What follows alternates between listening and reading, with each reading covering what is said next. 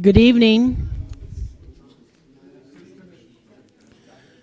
Good evening and welcome to the October 8th meeting of the Lawrence City Commission.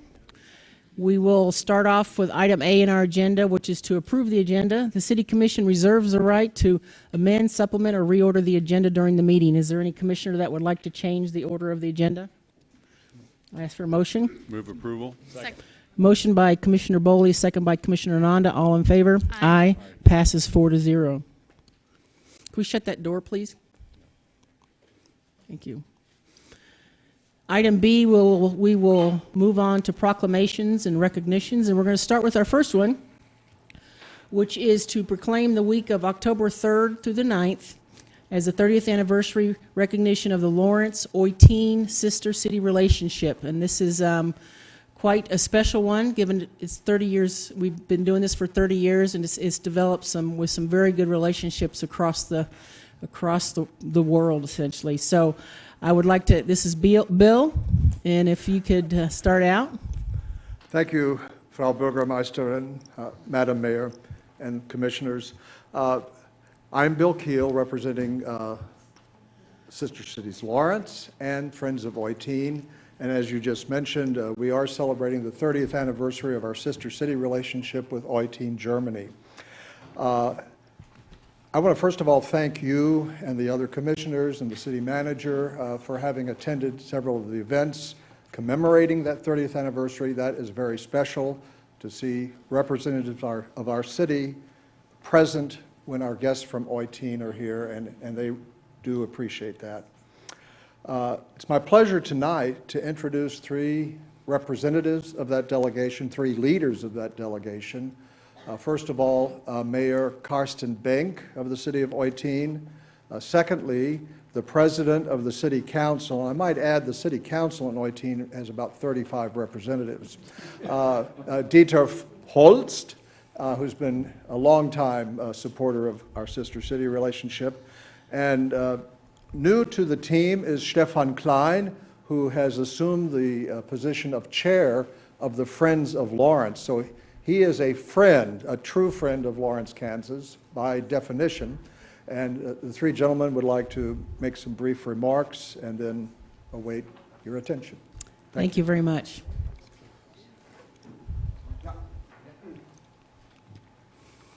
Good afternoon, Burgermeister.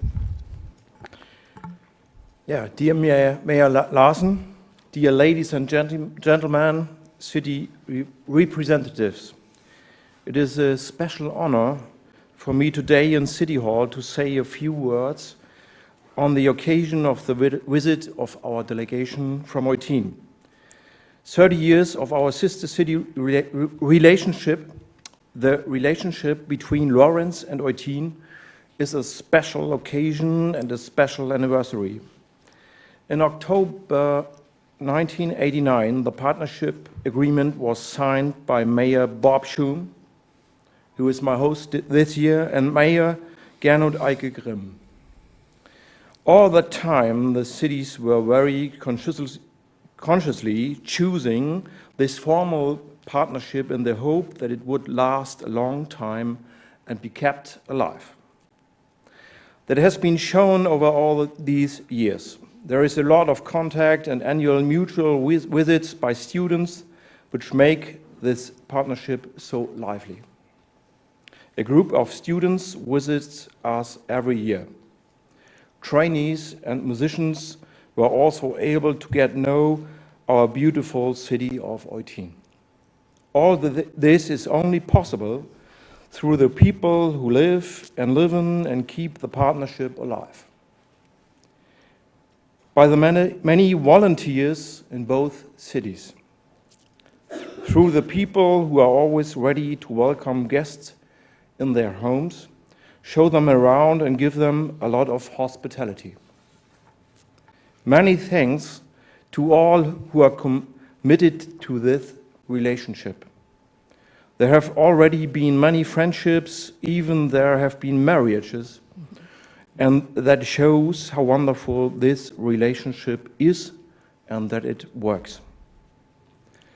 As an expression of our gratitude, I would like to present to you, Mayor Larsen, this picture Kerner's taken.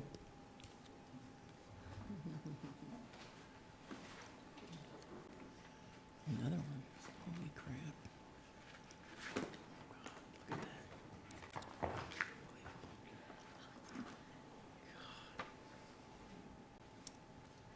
Lay it down.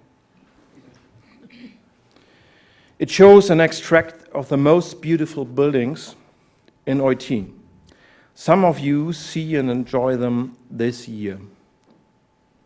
It was designed by Ole West, an internationally recognized artist from Schleswig-Holstein.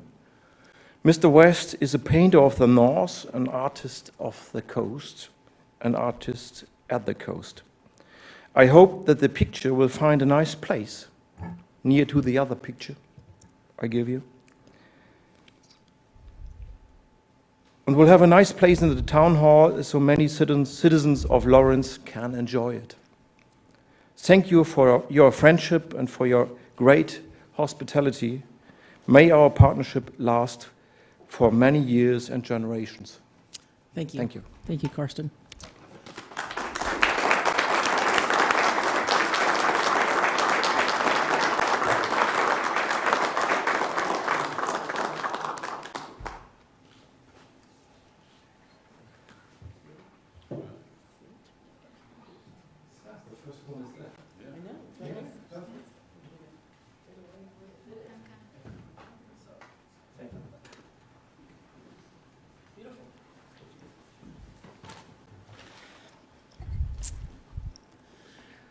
Hi, Dieter.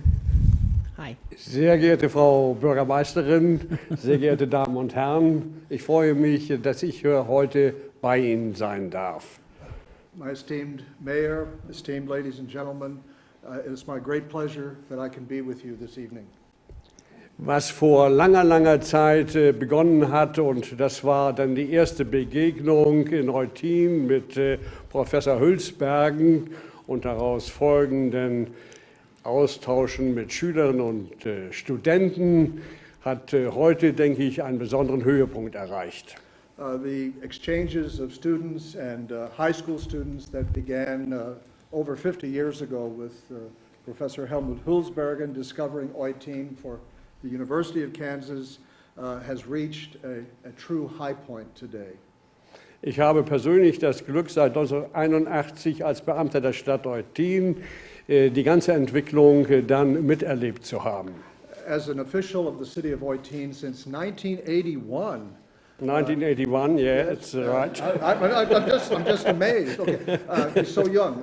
It has been my pleasure to witness many of these exchanges over the years. That's über 40 Jahre, oder? Ja, okay. It's over 40 years. Okay. Und ich habe erlebt, wie also Bürgermeister Grimm dann nach Lawrence gereist ist und mit der Urkunde zurückgekommen ist, die die Städtepartnerschaft besiegelt hat. And I was a witness when Mayor Grimm traveled to Lawrence in 1989 and then brought back the document certifying the sister-city relationship. All die Begegnungen, die stattgefunden haben vor den 30 Jahren und innerhalb der letzten 30 Jahre, habe ich immer auch persönlich miterleben dürfen. Und 2006 bin ich aus dem aktiven Dienst ausgeschieden. Over the years, I was able to witness all of these activities, both before 1989 and after 1989.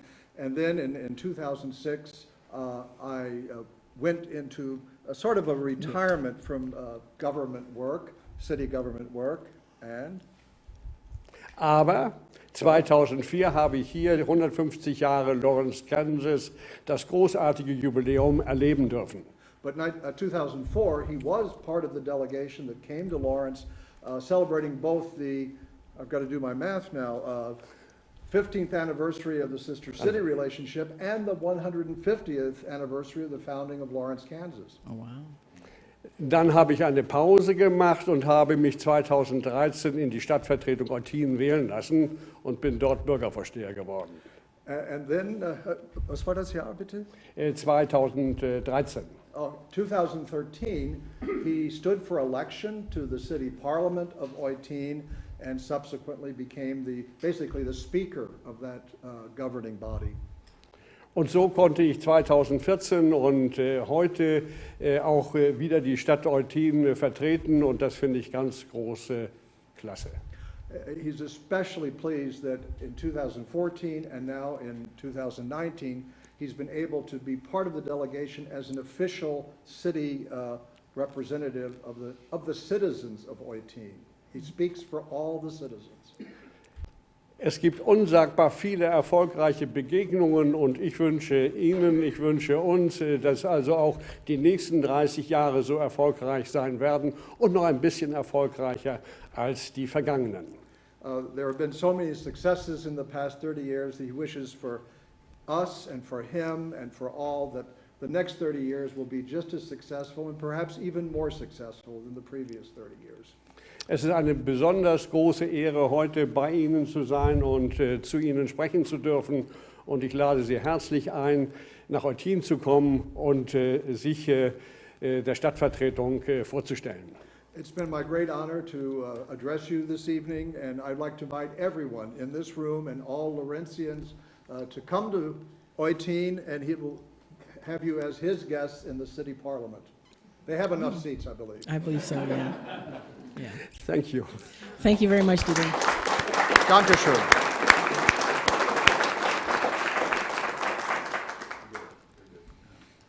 Stefan? Good evening, everybody, and thank you for hosting us here. My name is Stefan Klein. I'm the chair of the Friends of Lawrence in Eutin, and I happened to get this job just a year ago. So my experience is we hosted KU students for about 10 times in our family, and so we came into this program. And it was always a great experience. I have been part of the delegation 5 years ago, and I want to thank you all for your hospitality. And I think it's only a tiny little exchange, a little sister cityship, but it's a real great thing. And I know of your long agenda today, so I would just briefly say it's worth it to continue work on it, and I think we should do it come what may. Thank you all. Thank you, Stefan.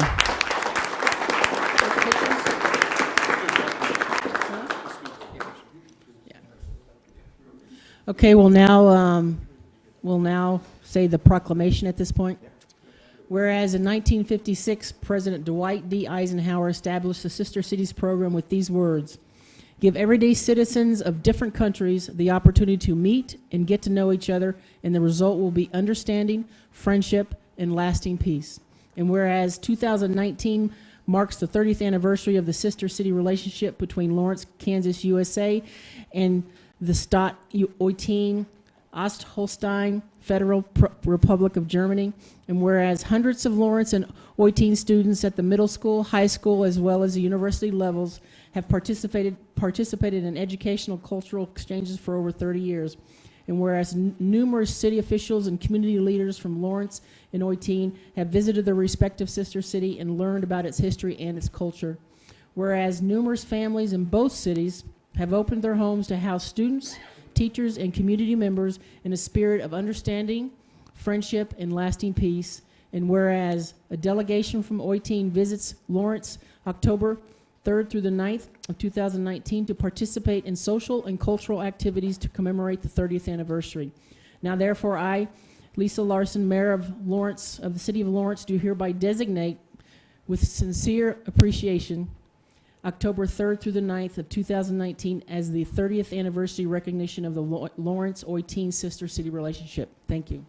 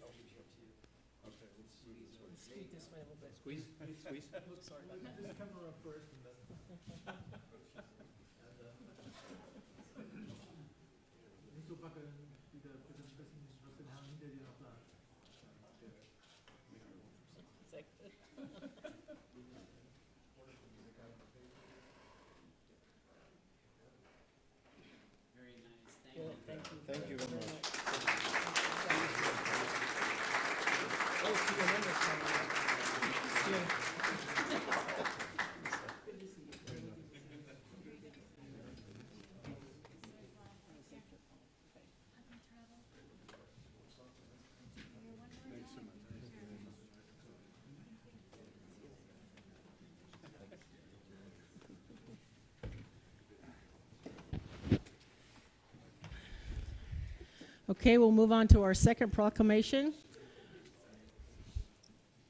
which is to proclaim the week of October 6th through the 13th, 2019, as Haskell Indian Nations University Week. Do we have representatives from Haskell's?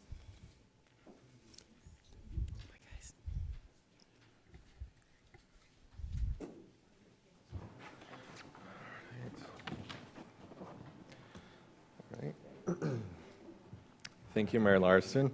It's really a great honor for us to be here. First off, as a student, I feel more at home knowing that the city in which the campus sits welcomes Haskell and all of its students. We are very honored to have this special partnership between Haskell Indian Nations University, the city, and the greater community of Lawrence, Kansas. The collaboration between the city of Lawrence, its members, and Haskell has gone on for almost 100 years, dating back to the city's participation in Haskell's original powwow back in 1926.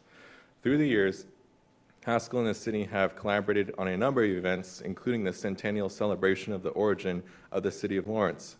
We welcome everybody here to come visit the Haskell campus this Saturday and take part in Day at the U campus event. And on behalf of Haskell Indian Nations University, we thank you for your continued support and friendship. Thank you very much, and onward, Haskell.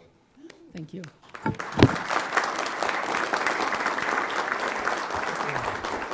All right, we'll read the proclamation now. Whereas originally established as the United States Indian Industrial Training School in 1884 as a boarding school and evolving into a post-high school, a vocational technical institution in 1935, Haskell began offering junior college curriculum and became Haskell Indian Junior College in 1970. And whereas Haskell Indian Nations University was established in 1993, currently representing over 130 federally recognized tribes from throughout the United States. And whereas Haskell is a unique and diverse intertribal university committed to the advancement of sovereignty, self-determination, and the inherent rights of tribes.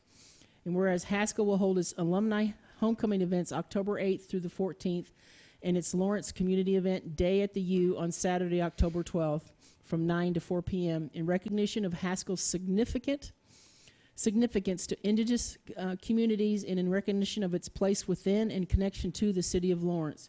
And whereas the city of Lawrence recognizes its long and historic relationship with indigenous people of Lawrence, celebrates Indigenous Peoples Day on Monday, October 14th.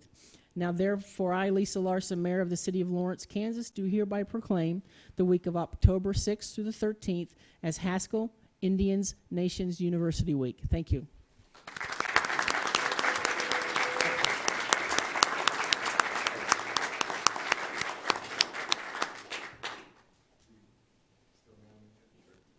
You want to come up for a picture? Come on up. Come on up.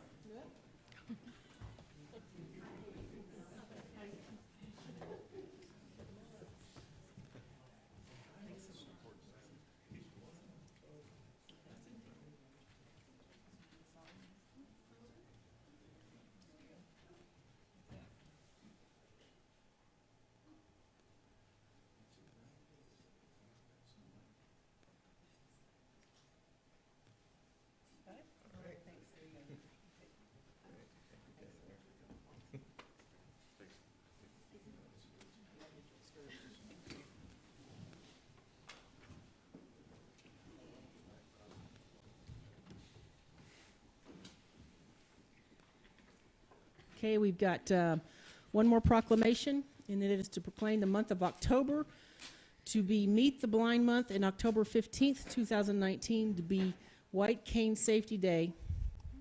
I'd like to invite any members of the Jayhawk chapter of the National Federation of the Blind to please come up and join me and show your presence. Good evening, Mayor and Commissioners, let me just say, first of all, boy, I'm glad I did not have to follow Dr. Keel and his colleagues from Eutin. They were fascinating. I'd like to say a few words about the National Federation of the Blind. We were organized at first in November 16, 1940, in the city of Wilkes-Barre, Pennsylvania. At that time, we had only 7 affiliates from 7 different states, but we have now grown to a large organization of over 50,000 members with affiliates of all 50 states, the District of Columbia, and Puerto Rico. The National Federation of the Blind was founded by a constitutional law professor by the name of Charles Jacobus Tenbrook, who believed that a blind person with adequate training opportunity can compete on equal terms with their sighted counterparts, and that as far as accommodations are concerned, this is a matter of individual determination based on the nature of the activity or enterprise and the particular needs and skills of the individual involved. To say a few words now about October 15th, which is White Cane Awareness Day. As you see, I carry a long white cane.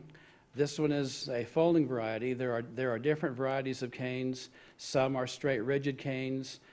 Some fold like this one does. Some telescope up into the handle. It's a matter of preference as to what people really like. The white cane law, of which Kansas has one, began in the 1960s. It grew out of a prevailing problem of individuals who would sometimes enter a right-of-way intersection, be hit by a motorist, and then would have to file a lawsuit in the attempt to get their medical bills paid. The attorneys for the defendants would argue, and quite successfully, that the blind person caused their own problems and contributed to their own accident by not having a sighted companion with them. Dr. Tenbrook was very much aware of this, and he wrote a Law Journal article in 1966 entitled "The Right to Live in the World." And this was the intellectual underpinnings of the civil rights that is represented in the white cane. See, the white cane is more than just an identifier of a blind pedestrian. It represents, in essence, our right to live and to operate in the world and to live the life we want, which is the motto of the National Federation of the Blind. Finally, I'd like to tell you all about a great event that's going to be coming up. We will have a trivia night fundraiser. This will be our second one at Conroy's Pub Saturday evening from 7 to 10. At Conroy's Pub, located at 3115 West 6th, Unit D, here in beautiful Lawrence. And if you're in the neighborhood, love to have you come by and win and get some trivia. You never know, you might win a nice little package of prizes if you end up being on the winning team. Last but not least, our regular chapter meeting is every second Monday of the month, and from 4 to 6 p.m. also at Conroy's Pub. They like us over there. And at that, I believe we are ready to have the proclamation read. Thank you very much.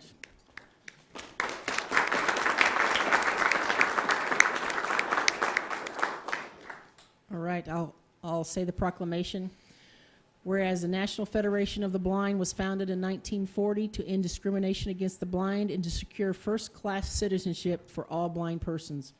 And whereas today, the Federation, representing more than 50,000 members across the country, continues to work to secure equal rights and opportunities for the blind. And whereas the National Federation of the Blind works to change attitudes about blindness by providing information about blindness to parents, teachers, school administrators, and to business, political, social, and civic leaders, and to the general public.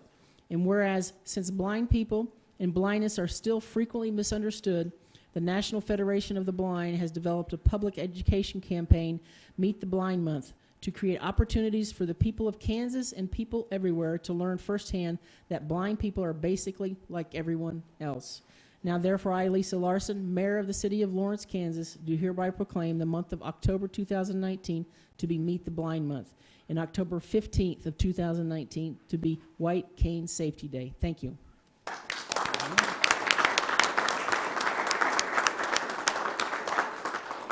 Would you like to come to the podium to receive the proclamation? If you come this way. This way, all right.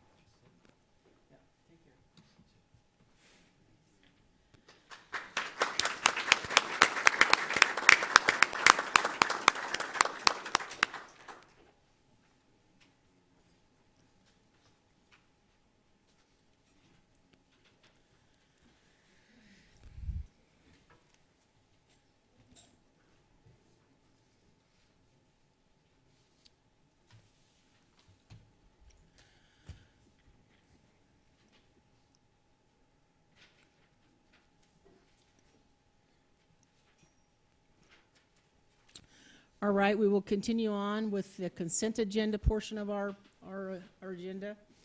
All matters listed below on the consent agenda are considered under one motion and will be enacted by one motion. There will be no separate discussion on those items. If discussion is desired, that item will be removed from the consent agenda and will be considered separately. Members of the public wishing to speak to an item that has been pulled off the consent agenda will be limited to 3 minutes for comments. Is there any commissioners that would like to pull something off the consent? No. How about members of the public? Any members of the public? C7B. Okay. C10B. Thank you. Any other members of the public would like to have something pulled? Okay. I would entertain a motion for the consent agenda except C7B and C10B. Move to approve the consent agenda and all claims accepting items C7B and C10B. Second. Motion by Commissioner Nanda, second by Commissioner Herbert. All in favor? Aye. Passes 4-0. Okay. Item C7B.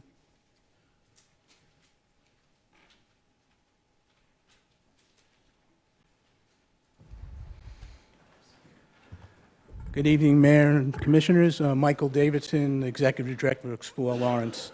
The ordinance to enact establishing Explore Lawrence as an agency of the city, there are a couple of things that are problematic, and I think they're fairly easy to fix. I want to start with, in the original ordinance, it talked about a representative employed by a hotel. The new one talks about just a representative of a hotel, and that is going to does a member of our board need to be a citizen in the city of Lawrence? The challenge for that in hotels is hotels really are developed mostly by out-of-town developers, and they're managed by employees, so employees might not necessarily, they're not owners of the hotel. So the language of employed, we think, works better than just a representative of a hotel. And we do have a number of members of our board that are not residents of the city. This ordinance causes them to be residents of the city. We'd like to see if a business owner would qualify, even if not a resident of the city. So those are two things that we see a little problematic with it. I also want to know, just curiosity, what the city agency means. The original ordinance just established our board of directors. This now establishes us as a city agency, and I'm not sure what that means. So those are my questions and concerns. Okay, thank you, Michael. So do we have, does anybody with the agency part? Yes, Mayor, I think that language comes from the idea that they are an agency that who's reported under our city financial statements, and so they are different than an advisory board or another board to which the city commission appoints representatives. And so that's the meaning of the agency in that context. Okay. I guess I'd like a chance to think about this. You wanna If we could defer defer it. Okay. Anybody else interested in deferring this item? So, That would be fine. okay. Okay. So we'll do, Public comment. yeah, we'll do public comment at this time on this item. Okay. I move to defer. Second. Motion by Commissioner Boley, second by Commissioner Herbert. All in favor? Aye. Aye. Opposed? Passes 4-0. It is deferred. Item C10B. Good evening, Mayor and Commissioners. My name is Katie Walsh. I'm speaking only for myself, but as one of the people who worked hard on creating the design guidelines and the conservation overlay for the 8th and Penn District, which began in 2006. In fact, the whole East Lawrence neighborhood, Bo Harris, and city staff, we all pulled together to create those. So even though the request tonight is just to initiate this process, I wanted to say a couple things, and that is they have applied, or apparently they're going to apply for affordable housing funds that need to be in by the 17th. And one of the things in that application is the project objectives, and they're going to have to report to you every year on those. Their third objective is to create a mixed-use infill project in compliance with the historic design guidelines in the 8th and Penn District. That's in their request for city funds. In the design guidelines, it says, building heights. This is the one that concerns me the most. The historic Polar Mercantile Company building will serve as a visual anchor and reference point for the UC-0 district. In keeping with the history of the area, the Polar building is to remain the tallest structure in the district. And that was a really important thing that we hammered out. They're asking for a 4-story building, and I just want to say that I'll be there to oppose that. And finally, I am concerned that if we change these design guidelines for this project, we may be opening the door for the hub. Thank you. Thank you. We got the applicants are here? Yes. Excuse me? Yeah, applicants, the applicants? Yeah. No. Yeah.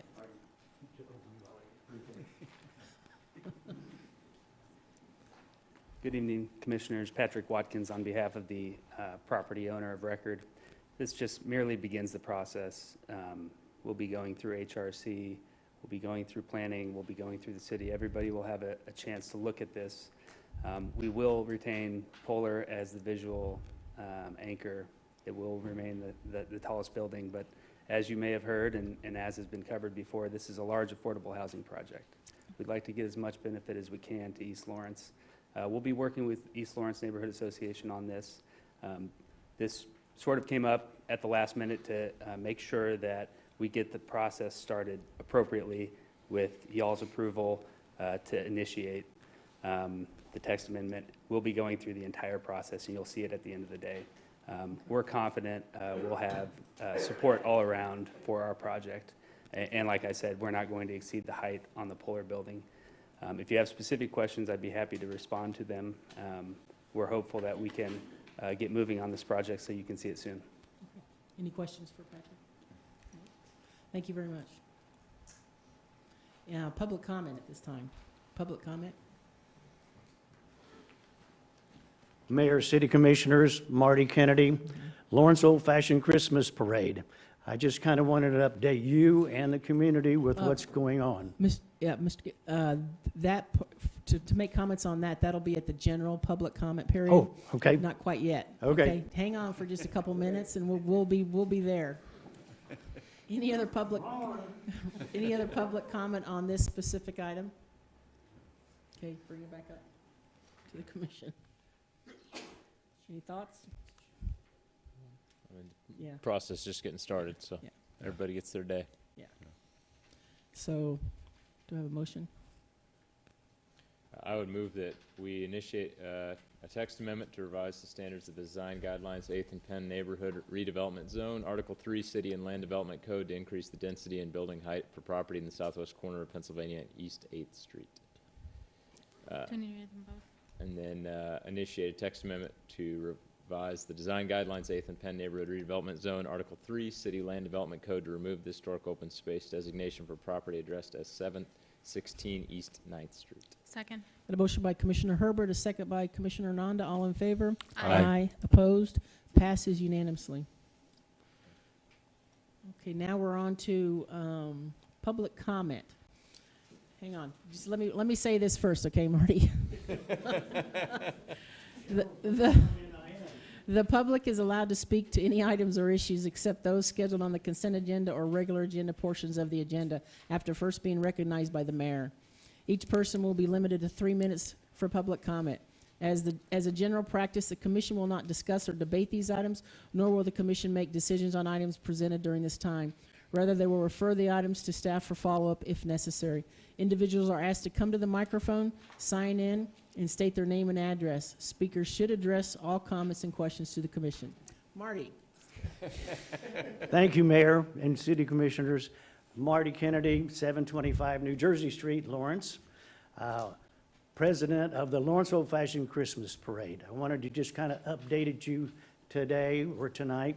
After reading the article in the paper about the TGT grant process and how it was going to be improved over the next few years and the grant money being given to different things, I just kind of wanted to impress on you that the Lawrence Old-Fashioned Christmas Parade has been around for 27 years. We've only taken public money since 2009 from the city, and of that, we always put that back in the parade as advertising and taking care of our events. We bring in individuals and the public from 7 surrounding states to this event, which happens on the first Saturday in December, which this year will be December 7th, 2019, at 11 o'clock, right here at 7th and Massachusetts. It will start straight up at 11 o'clock. You are definitely all invited, and if you'd like to hitch a ride, I'm sure we can find somebody that would put you on one of the historical wagons and buggies that come in from all over the country within the local 4 or 5 states. We are very proud that they want to come in here, and they spend all their own money to get here. The parade puts on a dinner for them on Friday night, and we also put them in a hotel room, which we take up all of the Spring Hill Suite, all of the, which one is it? We have them in 4 different hotels here in town. We have the extended motel of Holiday Inn. We take it up entirely. So with just the input of our people coming into town, we add to this TGT funding quite a little bit, along with the other estimated crowd that can run from 10 to 25,000, depending on if we have Mother Nature on our side. And we've been very fortunate to have that, and no accidents or anything here in town. We want to be able to make sure that this is a historical event so that everybody can see the historical wagons and buggies and horses dressed in holiday attire to kick off the season for the city of Lawrence, to be able to enjoy this historic event again. And every year we have people, we're even streaming it live now across the country and into the foreign lands. We have one that came back from, let's see, what is it, Sweden last year that had watched it, and a couple in England that had watched the parade and everything. So we're very proud that it's growing, and we don't get any grants for 2020. Marty, 3 Yes, minutes. I know. Okay, thanks a lot. I'm up. But we don't get any grants next year, and that's why the Friends of the Parade are receiving a little notice saying, thank you for your friends of taking care of the parade, but we had to bump up the grant just a little bit. Okay. So thank you all. Thank you for letting me be here, and we will continue the parade on. I want that to go in the paper because everybody thought it was going to be the end. It is not the end until I am. Thank you. Thank you. Thank you, Marty, and it is a great event. I hope everybody comes out for it. Any other general public comment not related to anything on the agenda?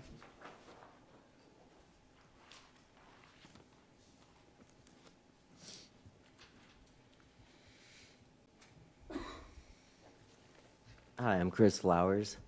Later today, there may be talk about what type of people we don't need in Lawrence. But one type of person I think we all know we don't need is Donald Trump. So I'm back again asking the commission to send Trump a lock to the city. A lock to the city would be the opposite of a key to the city. It would be a giant oversized lock that can't be opened, symbolizing to Trump that he is locked out of Lawrence and to stay the hell out. Since I last asked the city to lock out Trump, he's made an inappropriate phone call to Ukraine and now has members of Congress calling for his impeachment. If members of Congress are calling for his impeachment due to corrupt actions, why wouldn't it be appropriate for a city to take a stand against him? The majority of Lawrence thinks he's corrupt and wants him gone. There could also be benefits to the city by sending Trump a lock. I read recently that enrollment at KU is down for the 3rd straight year. Could the city taking a stand against Trump make Lawrence a more desirable place to live for young adults looking to go off to college? Lawrence is known as a blue oasis in a red desert. That's one of its biggest selling points as a city. Taking a strong stand against Trump would strengthen that selling point. Also, taking a strong stand against Trump could increase the desires of artists and musical acts to want to come speak or perform at Lawrence.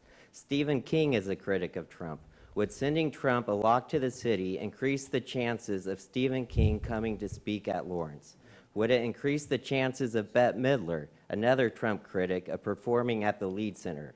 There could be a real chance for some tourist dollars if Lawrence could help local venues get big names to speak or perform here. Also, at the last meeting, I asked the city to revisit the 3 unrelated people in a house rule. I forgot to mention that I've been sitting on a funny insult about the mess Plan 2040 is going to create if we don't increase population density. However, the insult is dirty and very inappropriate, so I've held off on saying it. But if the city doesn't take action soon to take down the roadblocks hindering population growth, I'm going to let my filthy remark loose at a future meeting. Thank you. Any other general public comment on items that are not related to the agenda?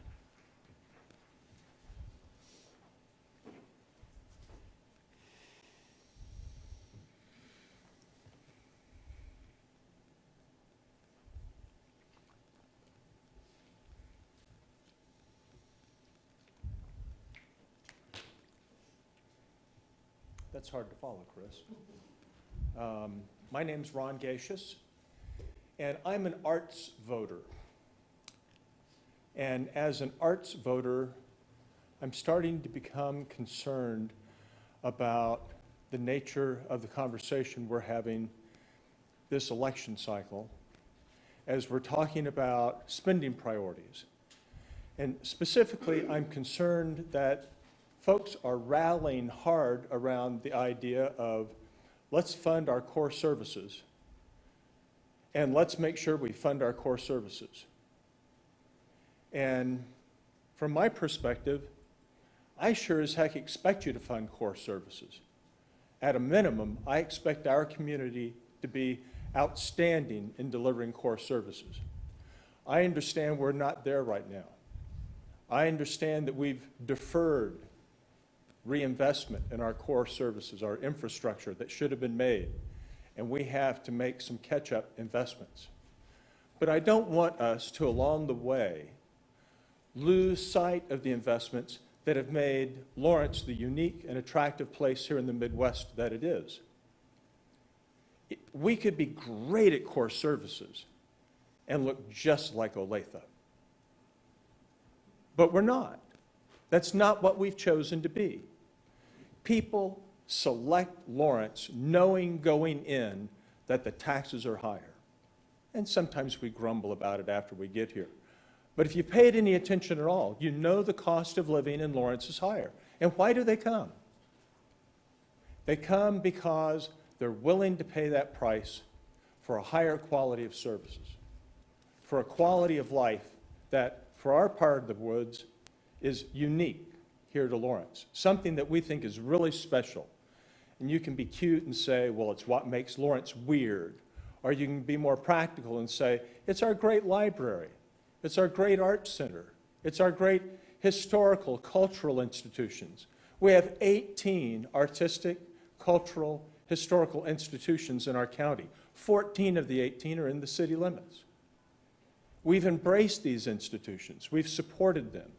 What I see happening is we're starting to, in a reasonably transparent way, redirect specific funds that have been used for different kinds of arts and cultural programming, and saying you're all going to compete over here in this other pot, probably transient guest tax, and you know, we've solved the problem now. We're no longer nickel and diming your programs here. You're going to compete for this pot. But this pot's smaller. You're going to spend less than what you've spent before. And let's acknowledge going in that this effort is going to result in less arts and cultural programming in Lawrence. Thank you, Ron. Thank you. Thank you.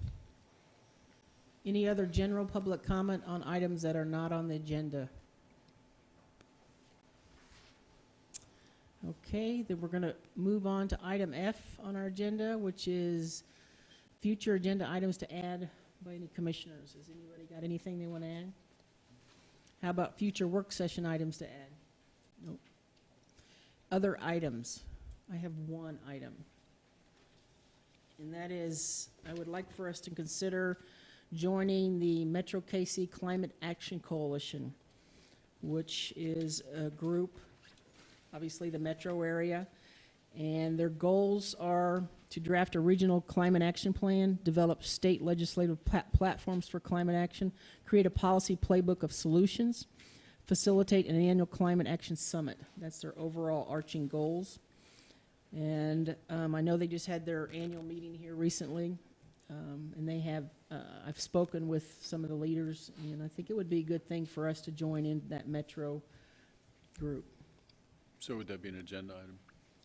Does it need to be agenda item? Is that what we want? Well, we probably ought to have it published and let people comment on it. Okay. Agenda item? It's free. Yeah, I forget it. Yeah, it's free. It's free. So, is that what we want to do? Get it on the agenda? I think that'd be good. Okay, let's do that then. All right. So that's it for other items. Anything else, Commission? So let's review our calendar items.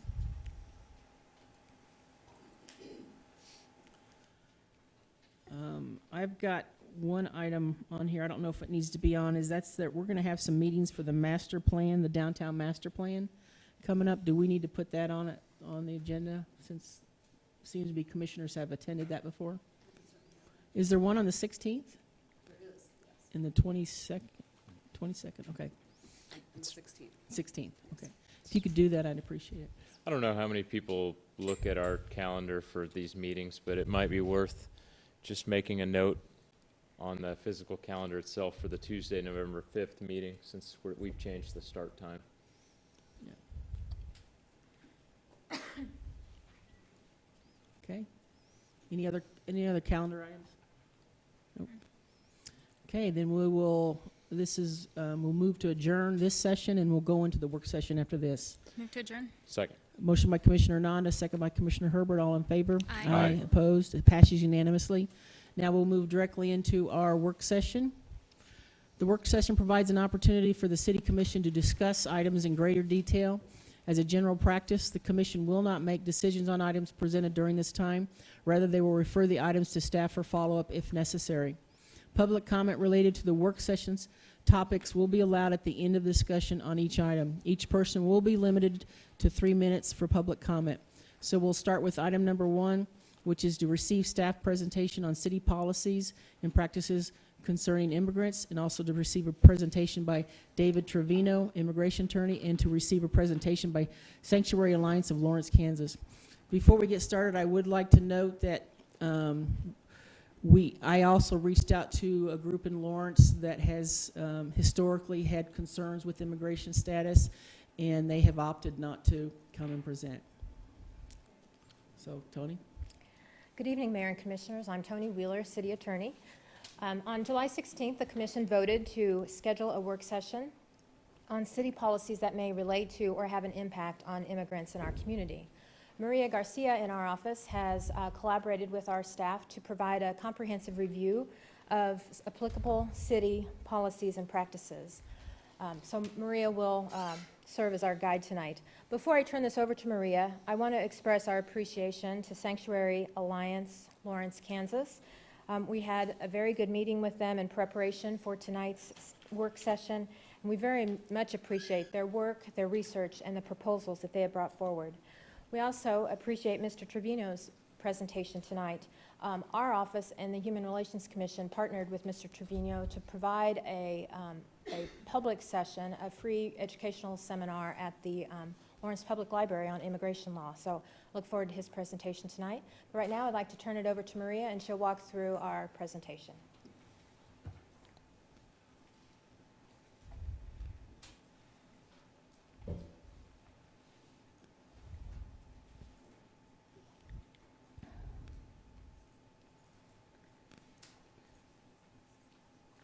Good evening, Mayor and Commissioners. I'm Assistant City Attorney Maria Garcia. Let me get to the first slide. Sorry about that. So I wanted to give you a roadmap of tonight's staff presentation. Here's what's on the agenda. First, I'll talk about previous agenda items, the City Commission's most recent direction. Tony kind of covered that a minute ago, and then the legal background of this topic. Then we'll go into current city policies and practices. A representative from each of the departments in the city will be up here to speak, and if they're not here, I'm going to cover it in a slide at the very end. Then we'll talk about approaches taken by other jurisdictions, decision points, and then next steps. So previous agenda items, a similar topic has come up to the City Commission previously. Once was in July of 2015 when the City Commission proclaimed Lawrence a welcoming city. Then as a follow-up to that, in March 2017, there was a proclamation reiterating the city's intent to be an inclusive community that values immigrants and fosters a safe and welcoming environment for all. Most recently, on July 16, 2019, as our city attorney said, the City Commission directed staff to prepare a study session or a work session on city policies on undocumented immigrants as a whole, to include cooperation with ICE and sanctuary status. That was taken directly from your direction. The city manager also recommended a review of what other jurisdictions are doing around the country. So we have prepared that for you at the end. Okay, Maria, can I Yes. quickly interrupt and just let folks that are outside know that there are about 10 open seats inside of here if anybody wants or needs to sit down. Thanks. Thanks. So a review of the legal background on this before we get started. There are some federal laws that surround this issue. First and foremost, there's a statute, 8 U.S.C. 1373, which has been around for several decades, and that addresses the exchange of information regarding citizenship and immigration status among federal, state, and local officials, and it prohibits local governments or local government officials from further prohibiting or in any way restricting any government entity or official from sending to or receiving from the Immigration Naturalization Service information regarding the citizenship or immigration status, lawful or unlawful, of any person. So in other words, local officials, local entities are prohibited from restricting the information sharing to the federal government. We also have an executive order. It was number 13768. It was signed by President Trump shortly after he took office. It is entitled Enhancing Public Safety of the Interior, and it states that jurisdictions that refuse to comply with the federal statutes would not be eligible to receive federal funding, and that appropriate action, quote unquote, would be taken against jurisdictions that do not comply with federal law. That executive order, as a follow-up to the statute, has been the subject of a lot of litigation around the country. This chart is kind of a snapshot of the cases that have come up during the Trump administration, brought by local municipalities and states. As you can see, the location on the right-hand column does not include Kansas. The 10th Circuit has not spoken on this issue, and Kansas courts have not addressed this issue, but it is a hot topic around the country. Some courts have found that the Trump administration policies are not legal and cannot withstand judicial scrutiny, while on the other hand, in some cases, the Trump administration has been more successful. So it's kind of, it's not swaying one way or the other currently. It's kind of still in flux. But because the executive order talked about local jurisdictions not receiving federal funding if they are not compliant with the federal law, I think it's good to review our federal funding here in Lawrence. In fiscal year 2018, the city received $4.8 million in federal grant awards. That included, as you can see, $3.7 million from U.S. Department of Transportation, $1.033 million from HUD, and then you can see the list goes on. Total expenditures for that year were $157.9 million. And then the year before that, in 2017, the city received $5.3 million in federal funding. And this included a DOJ grant for $34,000. Is that 157 million, is that nationwide number? That's for the city. For the city? Yes. Okay. I think it's the total expenditures for the city rather For than. the city. Right. Okay. There were several attempts under state law to prohibit sanctuary jurisdictions in 2017. None of those passed, so currently there's no Kansas statute that prohibits failing to cooperate with federal immigration. And then finally, on a local level, we do have an ordinance under Chapter 10 that prohibits discrimination on the basis of race, sex, religion, color, national origin, age, ancestry, sexual orientation, disability, or gender identity in employment and public accommodations and housing. Any person, regardless of immigration status, can file a complaint with this office, and an investigation will take place and look into the complaint. Okay, with that brief background, I'll turn it over to the presenters that will be talking and sharing their department policies. We'll start with the Lawrence Police Department, and I'll hand it over to Chief of Police. Thank you.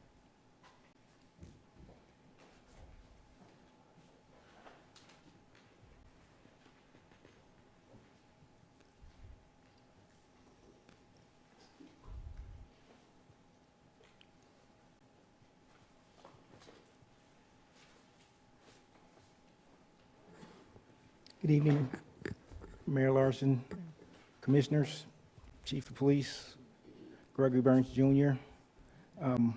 This first slide going here.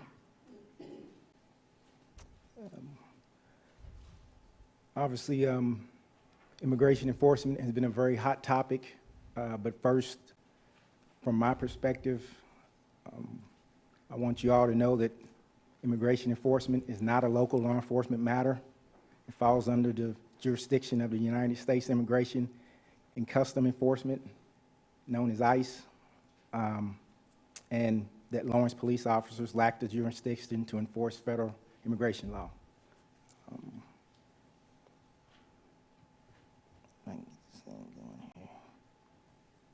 Yep.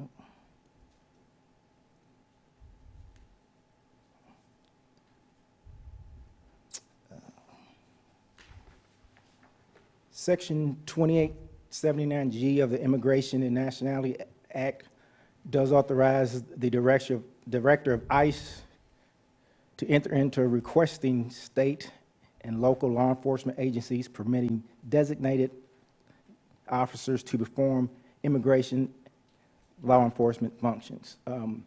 The important part of that is requesting. The agency has to request that from ICE.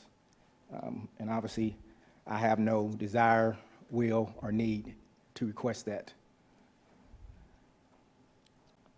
I keep going backwards, sorry about that.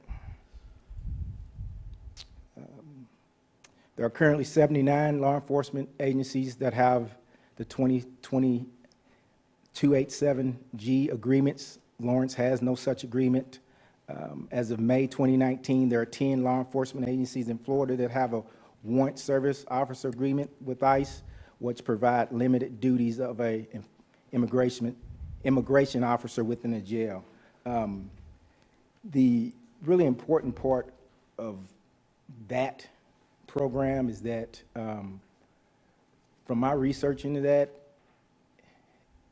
each agency either runs a jail or a detention center. There are no law enforcement agencies that I could find that does not have a jail or a detention center that has any of those programs. I can only find 2 police departments that were actually in those, and both of those departments did operate jails.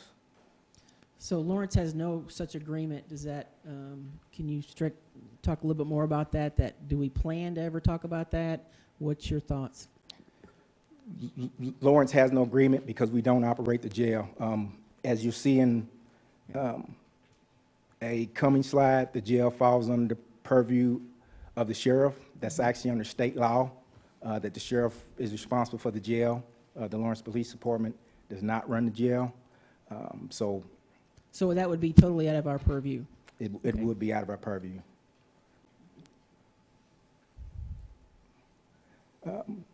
However, there may be situations where ICE may request assistance.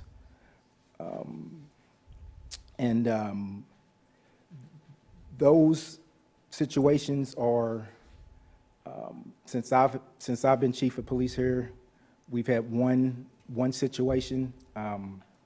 They do not say when they're here in town. They don't report to me. I don't report to them. They usually bring their own folks. They come, they do their business, and they leave. That's usually the standard operation. But whether it's ICE, whether it's Douglas County Sheriffs, whether it's KU, whether it's you fill in initials. If somebody calls for assistance, we respond. If they're a public safety agency, where the difference comes in at is what we do once we get there. That's where you differentiate. If it doesn't fall under the purview of what we should be doing, that's why we don't get involved, or we may either assist by blocking traffic or just doing a standby. But if it doesn't fall within our policies and procedures or something we should be doing, then regardless of what the initials are, whether it's local, whether it's federal, whether it's state, we won't get involved. And that's something that any police department wouldn't do. We do currently, and administrative policies are under development for immigration and outside agency assists. These policies will be grounded in current law, best practices, and experience. I did have the experience of coming from a department before I got here that drafted a policy back in 2017, so I do have a little bit of experience of working with the policy, of dealing with ICE, and then also the best practices through places like Police Executive Research Forum, International Association Chiefs of Police, and those types of experienced, vetted law enforcement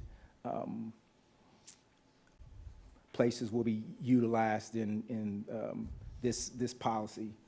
This policy will cover the purpose and scope. It will cover the policy itself. It will talk about victims and witnesses, arrest notifications, the ICE request for assistance. It would talk about what Ms. Garcia talked about, the information sharing, the immigration holds, which we don't do, but the policy will clearly state that we don't operate a jail, so we don't do immigration holds. It would talk about U visas and T visas, which you will see in the coming slides, and when I also talk about the training on the policy, will be the areas that the policy will cover. As far as arrest laws, they apply to everyone. All persons shall be treated equally without regard to race, color, national origin, in any way that would violate the United States or Kansas Constitution, whether legal or illegal, doesn't matter. The current practice is that the Lawrence Police Department does not check people's immigration status to federal immigration, with exceptions made for some felony investigations. Obviously, that practice was in place before I got here. That is a sound practice that was spoken to before I got here. The only thing that I really did was put a little more context on it. When I got here, when I spoke a little bit about the difference between warrants and detainers, and you'll see that information on my last slide. I made it clear that as law enforcement, we only are allowed to serve warrants. We do not serve detainers. Detainers are not warrants. Warrants are served by judges or magistrates. Detainers are signed by other ICE officers. We do not serve those. That is the distinction that I made clear. And there is actually, if an officer makes a stop, which I haven't heard of any, but if an officer made a stop, and through my last department, I know from the research, there's a number that pops up that we can call 24 hours a day, 365 days a year, where the officer can confirm if they're confused whether it's an actual warrant that is signed by a judge or whether it is an actual detainer, which we do not serve. Whoops, I think I slipped one. All law enforcement officers shall attend and successfully complete annual racial or other bias-based policing training. The Lawrence Police Department has had this policy in place since 2014 that prohibits racial or bias-based policing.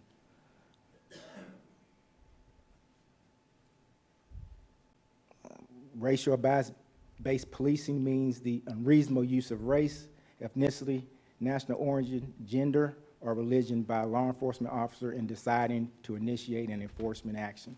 That's actually listed in the state statutes. Any person who believes they've been subjected to racial or bias-based policing by a law enforcement officer may file a complaint with Kansas CPOS or the Attorney General's office.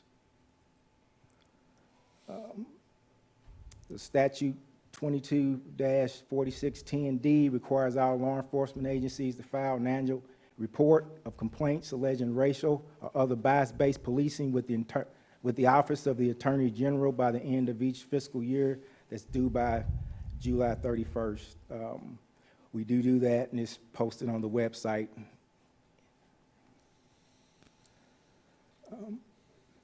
Federal law does allow local agencies to help facilitate the issuance of temporary visas to benefit victims of certain crimes.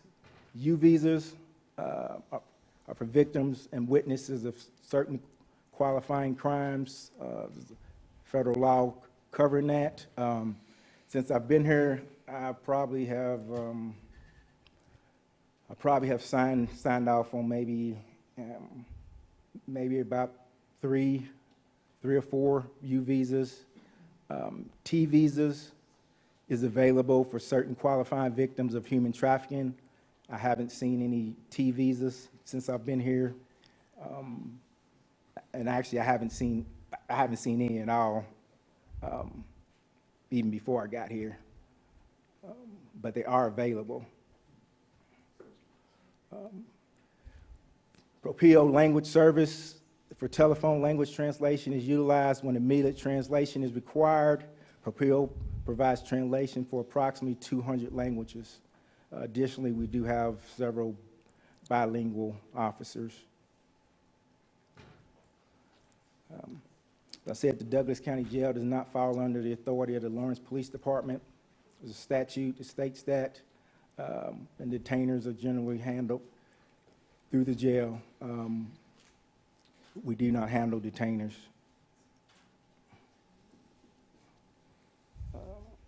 That's all I have. Any questions? Chief, you spoke about the policy that's being developed. Is there a timetable around that policy development, or do we know what to expect on results on that policy? I should have it done. I should have everything done shortly. I would say it should be ready to go before the end of the year. Okay, thank you. Any other questions? I did wonder if there was any opportunity, and this would probably be for Craig, for input or direction from the commission based on this conversation or future conversations on this issue around that policy in particular. We certainly can, once he's drafted it, show you and get your input or feedback on it. Ultimately, the chief's signature would be the enacting authority for any of the administrative policies. Okay. Any other questions? Okay. Thank you, Chief. Thank you.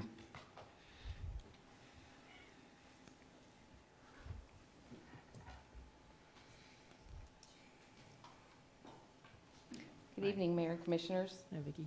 I'm Vicki Stanwix, the Court Manager, and I'll be presenting for the Municipal Court. ICE agents making an appearance in the Lawrence Municipal Court is very rare. In my 20 years tenure with the court, there are 2 known occasions in which ICE agents have been in the building. The court does not inquire about immigration status and does not report that status even if it does become known.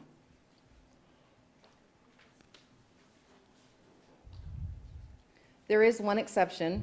A fingerprint card is required for Class A and B misdemeanors by state statute, and there's a box on the card that asks about citizenship. We do not require that this box be filled in. We don't verify the answers that are provided. These cards are submitted to the Kansas Bureau of Investigation, and the KBI also does not enter this information into their database or verify it. The Lawrence Municipal Court does not initiate contact with ICE under any circumstance. Municipal court dockets and most case files are public record under the Kansas Open Records Act. Charges and court dates would be provided to anyone who requests them in person or over the phone. Copies of citations, charges, and case dispositions are provided upon written request. Data on immigration status is not collected, not entered in our system, and therefore would not be contained in our records.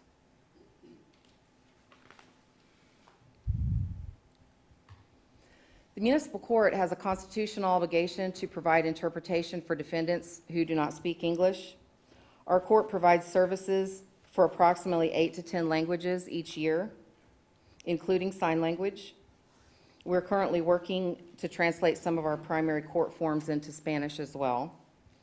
When interpretation services are requested, there is never an inquiry made regarding immigration status. Thank you, Vicki. Any questions? I had one question. On the fingerprint card, you said that that is sent to the KBI. I know that claiming to be a citizen falsely can be a barrier to citizenship, and you said that the KBI doesn't record that either. So if someone had, if you are applying, you do have to do a KBI if they're in the state when they are applying for a visa or citizenship, et cetera. Is that information reported through the KBI background search or any of that information available? You know, I'm not sure.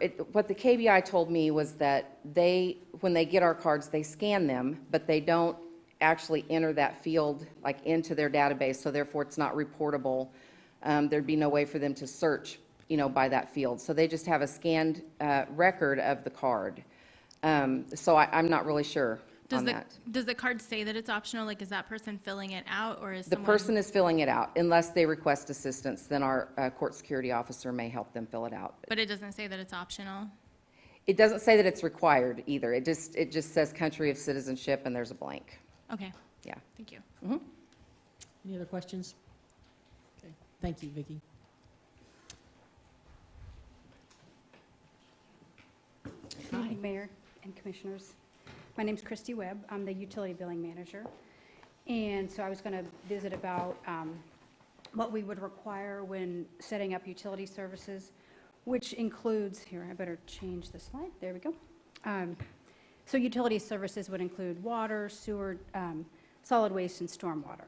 So we do ask that they provide, obviously, their name. We ask for the Social Security number or a federal tax ID. If they can't provide that, we'll ask for a passport. If they don't have a passport, we would not let that be a reason why they couldn't establish services. So what we would do in that instance is ask for an additional deposit, because honestly, the reason why we're collecting all of that is in the event they don't pay and we need to send them to collections, we need that information. So we would ask for a $150 deposit, which is a typical 2-month bill, so that covers us in that event. We also would ask for a second form of ID, date of birth, phone number, email address. But again, we're not going to deny services to somebody, but we would ask for extra money just to cover us in that instance. Thank you. Any Thank you. questions? In the IDs, would you accept like a consular ID or any kind of photo ID? Right, any Okay. photo ID. Yep. Thank you. Thank you. Move on to Parks and Rec. Good evening, Commissioners. Mark Hecker, Assistant Director with Parks and Recreation. Very short and sweet. Basically, all of our facilities and services offered by Parks and Recreation are available to the residents regardless of immigration status. One exception to residency is at the Sports Pavilion. To get the free key fob, you have to show you're a resident of Douglas County. So to do that, you basically have to show one of these items. If you can't show one of those items, you can still use the facility, you just have to pay the fee. So it's just a fee or no fee item. Besides that, all registrations or rentals, basically name, address, phone numbers, all we require for you to participate in any of those programs. Thank you. Any other question? Thank you, Mark.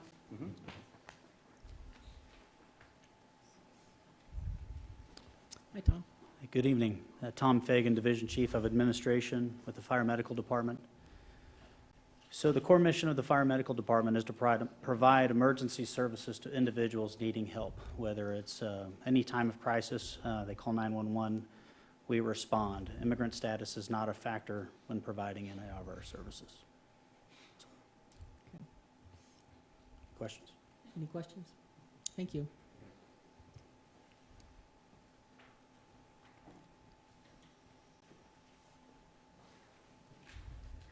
Good evening, Mayor and Commissioners. Sherry Riedemann, City Clerk. In the clerk's office, there we go. There are 31 different types of licenses, permits, and registrations administered by the City Clerk's office. Generally, citizenship is not a requirement for business licensure. There are a few exceptions, and those are a requirement because those that's outlined in state statute. Those would be pawnbrokers, the cereal malt beverage license, and then any of the different types of liquor licenses. We also use the translation services that's provided by Proprio. The clerk's office, we started using that in 2019. We've used that on several occasions already, and it's been very useful in just helping people understand the requirements in city code for the type of license they're seeking, and it also helps us help them understand the forms. So that's all I have. Thank you. Any questions? Sherry, are those 3 exceptions, are they based on state or federal law rather than city? State law. Okay. We do outline in the city code. We also have it listed for the pawnbroker and cereal malt beverage, but it's just duplicating the language that's in the state statute. Thank you. On to the library.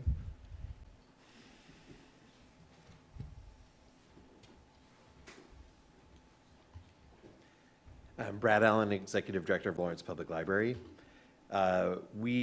To gain a card at the library, we do require ID and proof of residency to get a library card.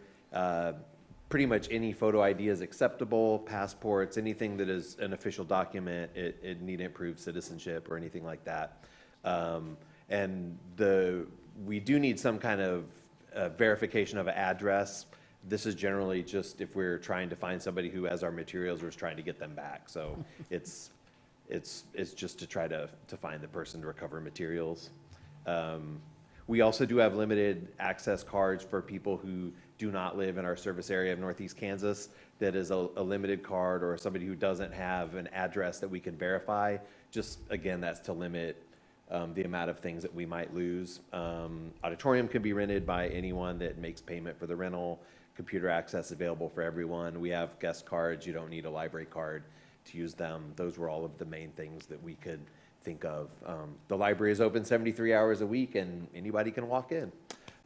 That's really all I have, if there's no other questions. Thank you, Brad. Any questions? Thank you. Thanks. Well, Human Resources.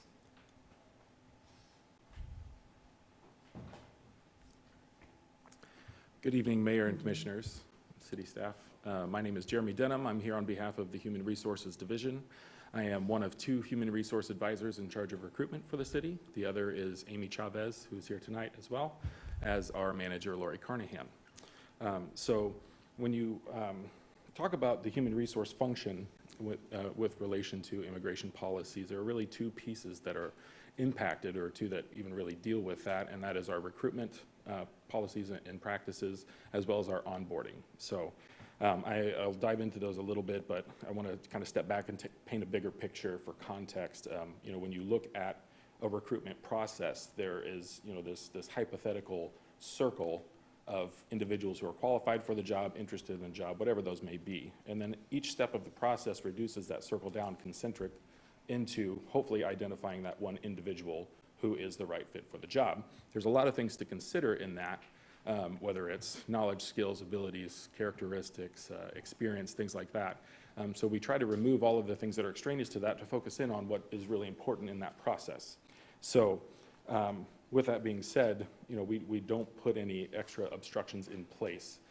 And determining citizenship is one of those things. So there's only one position in the city that actually requires citizenship as a precursor to employment. And so for human resources, really the topic of discussion is about eligibility for work in the U.S. So it shifts that perspective a little bit.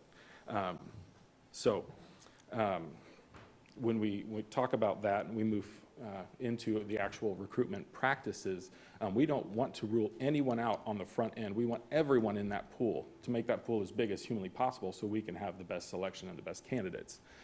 So really our focus is inclusivity and specifically diversity and inclusivity in that process. So we all of our recruitment activities are diversity focused, using diversity focused job boards, and really reaching out to a lot of minority associations.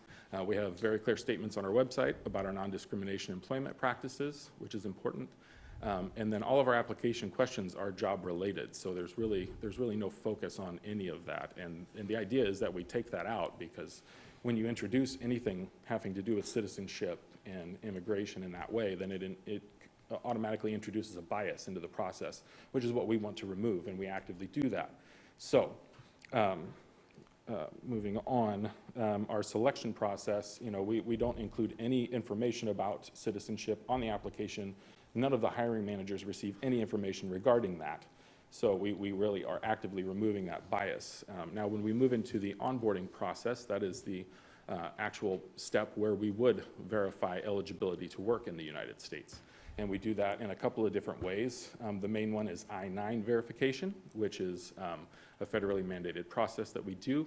And then there are a couple of other opportunities that we have third-party background verifications, or in payroll instance, there is an IRS verification of Social Security. So in general, we really aren't, through the entire recruitment and selection process, before we come down to that final candidate, we're not looking at that as a factor at all. In fact, we're trying to remove that piece of it. And we get to the onboarding section, that is where we would go ahead and verify eligibility to work in the United States. It's pretty straightforward.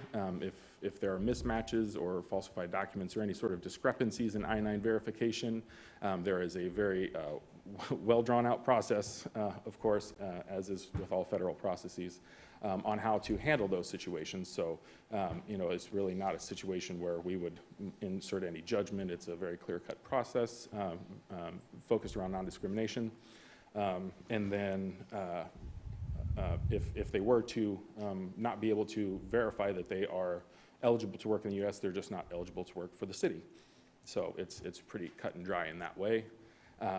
So again, all of our internal processes are designed around the USCIS and Department of Labor regulations, including Manual M274, which is a pretty thick book on how to do it and do it right. So we try to be in compliance, and on the flip side, the thing I would like to highlight is that in human resources, we really take it as our job to be stewards of diversity, equity, and inclusion in the organization and foster that notion, whether it be on the very front end, obviously in our recruitment and selection processes, but also in our internal trainings on diversity, our statement of individual respect, which is something I'm very proud of. And so the scope from human resources is really bringing everyone together, and in that way, it's not so much something that we would consider to be hugely impactful. So. Thank you, Jeremy. Any questions? Thank you. Communications and Creative Resources, Porter. Good evening, Mayor and Commissioners. Porter Arneal, Director of Communications and Creative Resources. And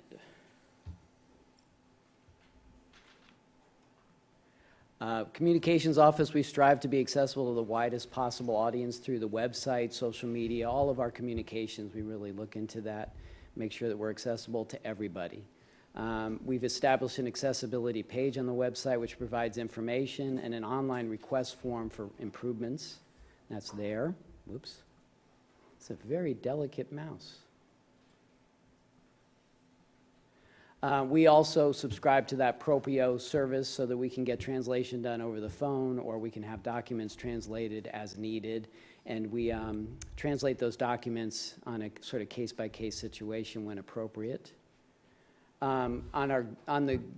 Google provides an option to translate web pages, and there's also a plugin on our website that allows people to translate the site in any one of some 30 languages. So you can go to our website, right-click on it, and Google will give you an option to translate it, and/or we have a plugin that will allow people to do that. And as I said, when appropriate, we produce information and materials in other languages. That's it. Thank you, Porter. Any questions for Porter? Is there an indication on the website that that's available? The Google service, you have to right-click, and then it shows up in the URL field. Our plugin will show up. We're having a little trouble getting that to work just right. That's our biggest challenge, usually the technological aspect, but we are putting it on there. And I plan to put it on that accessibility page, so if anybody has any questions, they can go find it and see how to do that. If you go to the bottom of the page, too, there are several icons that people can click on for different pieces of information. So it's redundant throughout the page. Thank you. Thank you, Porter. Other departments, Maria. Right, so the remaining departments include transit. Transit makes transit available to everyone regardless of immigration status. Planning, as a federal grant recipient, planning is required to make reasonable accommodations to translate vital documents upon request. And so our planning department does have language assistance and a number of limited English proficiency plans that comply with those federal requirements. Our IT department has limited interaction with the public, so I don't have any specific policies to report on that. And then finally, MSO provides services like trash collection, regardless of immigration status. Setup for this goes through utility billing, which Christy Webb talked about a little bit earlier. And then finally, it's not really a department, but I wanted to cover advisory boards. The City Commission adopted Resolution 7224 recently, and that requires any person who wants to be a member of an advisory board to either be a resident or own a business here. It doesn't require anything, and it does not require citizenship or ask anything about immigration status. Members should be diverse, including diversity among race, religion, national origin, ethnicity, ancestry, etc. And the city does collect data to be diverse in its board member selection, but it is voluntarily given by the applicants. All right, so we've done some research on what other jurisdictions are doing. Nationally, many other local governments have created designated offices and staff to help new residents integrate into the communities and make local government more accessible and equitable to everyone. And I wanted to give an overview of kind of the categories that I was seeing in that research. There is one city, Evanston, Illinois, that has a welcoming city ordinance, And specifically, the language discourages unlawful discrimination similar to our Chapter 10. It supports equal treatment regarding national origin. It also states that the police department and city employees and staff may not inquire about immigration status, and that no service provided by the city should depend on immigration status or citizenship. That ordinance was adopted by the city in October 2017. Otherwise, there are several other cities, and this is not a comprehensive list. These are just examples. Some cities have established liaison offices where there is a designated person within the city that serves as a liaison to the immigrant community. Austin, Texas, for example, has a refugee and immigration liaison. That person works with recently immigrated families and provides civic education and encourages participation in local activities and tells them about services that are available locally. So that's one category that I've seen. Otherwise, there are advisory councils.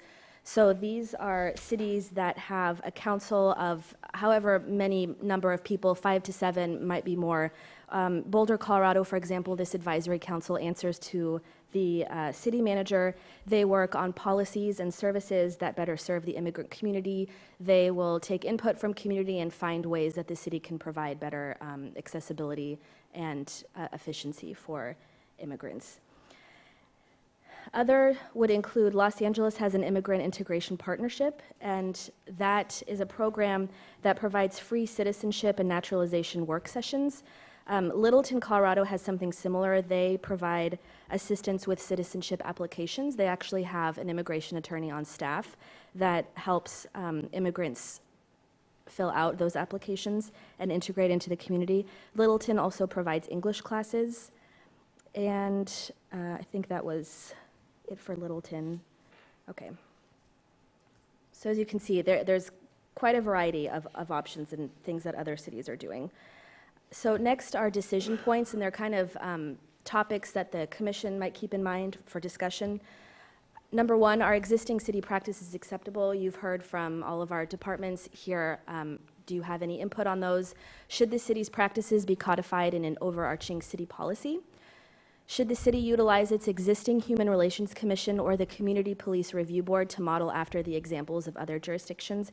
The advisory council ones, they have advisory councils that are specific to immigration integration, but those policies and those duties could be wrapped into the existing boards that we already have. Should the city evaluate creating a website that lists all city services provided and requirements for participation in multiple languages? And finally, should the city amend Chapter 10 to prohibit discrimination on the basis of immigration status in housing and public accommodations? So next steps for the City Commission will be to receive community input, and then, if appropriate, schedule a future agenda item to determine the wants of the city within the legal parameters, develop priority initiatives related to this topic, and direct staff on priority initiatives and desired timeframes. Thank you. Thank you. And that concludes our staff I presentation. just have one question. Throughout the discussion presentations, apparently we use I'm sorry, I just lost my thought.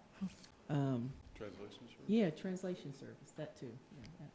Translation service, do we use this, does every department use the same one, or are these separate ones that? It's Proprio. I think it's the same.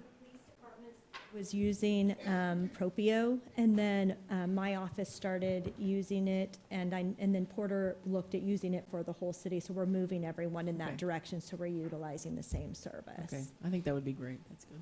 Thank you. Any other questions? Thank you, Maria. All right, our next presenter is going to be Dan Trevino, who's a local. Hi, Dan. David, I'm sorry, David. No worries, Mayor. Yeah. Let me just have a moment. Sure.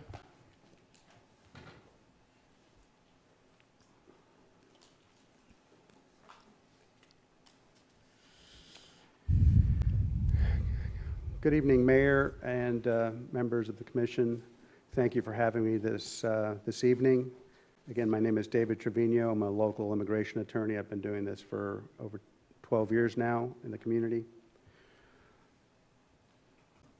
I'm honored and humbled to be speaking on behalf of a segment of our population that is marginalized, often ignored, sometimes victimized and oppressed, either expressly or implicitly. I'm compelled to assist this immigrant community primarily for three reasons. One, as an attorney, I've taken on the legal obligation to represent this community. Two, my Christian-based values that I've been raised on tell me that I should be helpful to those less fortunate. And three, as a member of this wonderful community, I think it's in the best interest of all of us to try to help this marginalized community.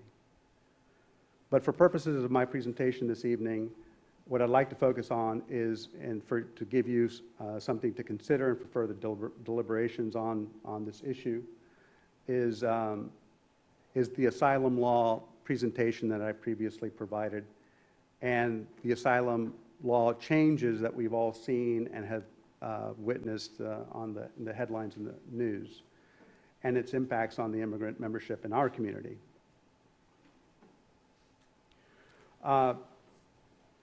I'll just, and again, I'll try to be brief. I know I did this presentation before, so I'll try to keep it as short as I can. But it all began, obviously, with the election of President Trump.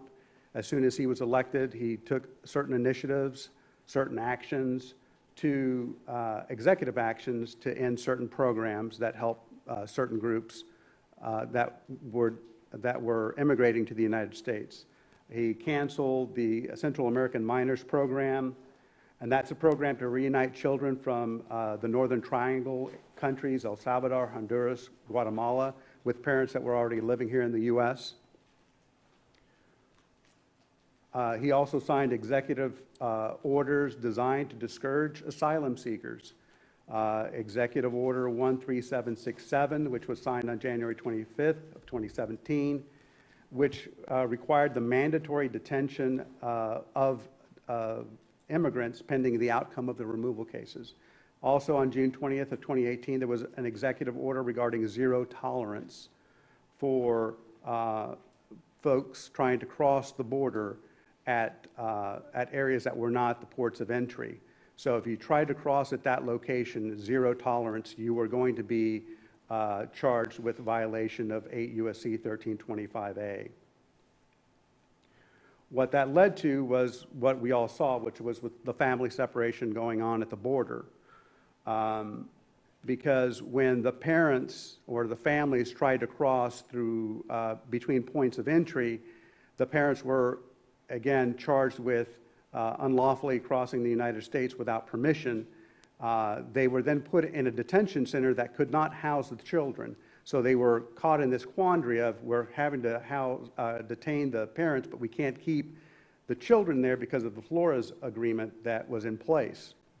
So their answer to that was separation. And we all know from the information that came out that the whole purpose of doing that was to deter immigrants from coming to the United States.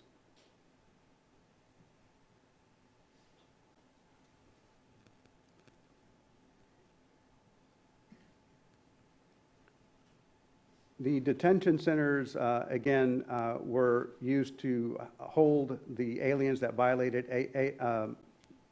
8 U.S.C. 1325A.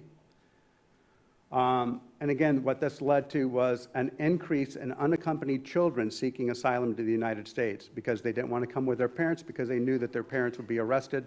So they decided to, basically, the immigrants kind of gathered this information as they were coming to the border and said, hey, look, we don't want to obviously get in that situation. So you saw a lot of unaccompanied minors coming through.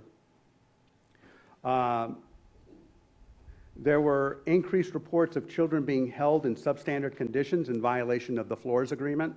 The Flores settlement basically is a settlement that sets limits on the length of time and conditions under which children can be incarcerated in immigration detention. The Trump administration has tried over and over to overturn the Flores settlement, to not comply with the terms of the Flores settlement. That's been in litigation. We recently received a decision on that. On August 21st of 2019, both DHS and HHS announced a new rule terminating the Flores agreement. However, on September 27th, 2019, in Flores v. Barr, this was a federal district court case out in California, issued a permanent injunction blocking implementation of the new regulations that would expand the detention of children and their parents for an indefinite period of time, and the government's demand to withdraw from the Flores agreement.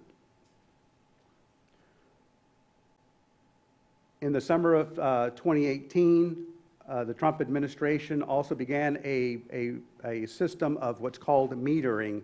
You may have seen that during the Democratic,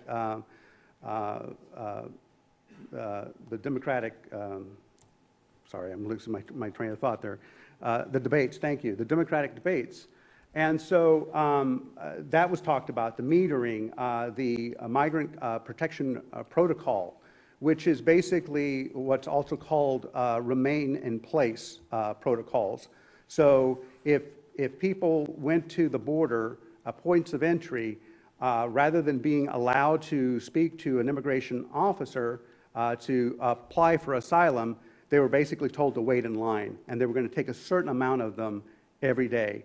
And we have instances, and I've, unfortunately, I have had immigrants come to my office stating that they waited on a bridge in the middle of nowhere for 30, 40, 50 days, trying to scrounge for food, no shelter to speak of, out in the conditions, very harsh conditions.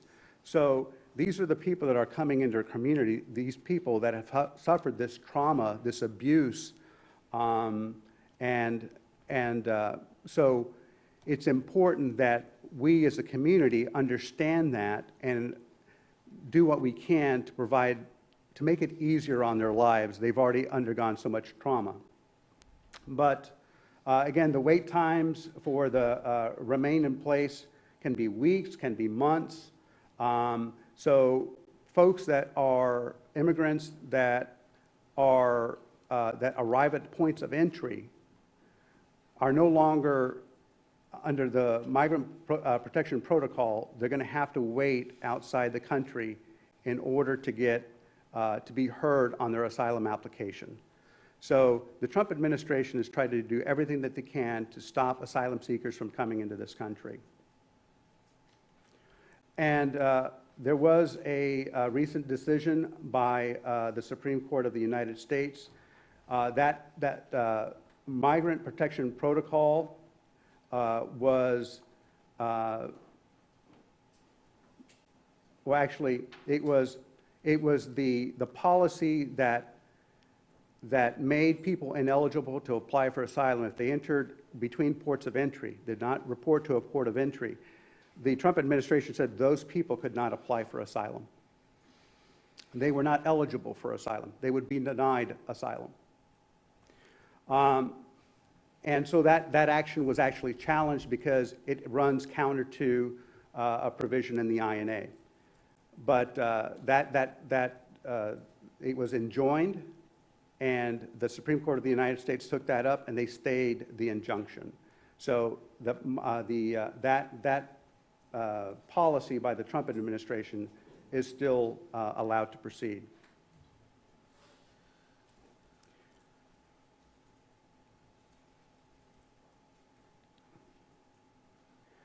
A recent development by USCIS is they have instituted a lesson plan on how to handle credible fear interviews.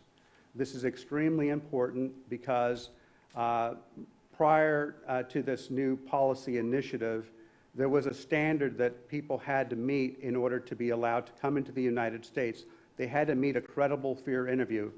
They had to have obtained a credible fear interview, and the officer must have determined that they had a credible fear of persecution if they returned to their country of origin. the change in the policy or the lesson plan that's been given now to immigration officials is they have to show a heightened standard.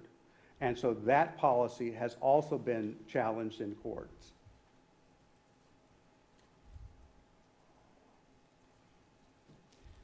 These long-established asylum policies and procedures that we've had for years have become more restrictive, and they do have the intent of discouraging, burdening asylum seekers. Their policies, the Trump administration policies do contravene and have been challenged. They contravene U.S. treaty obligations.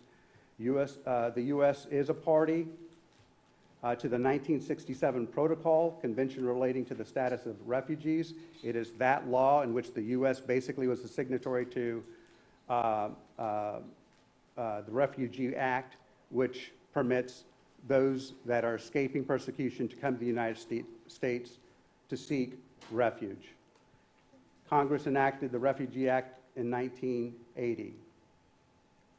Some of the impacts that this has on the local immigrant community.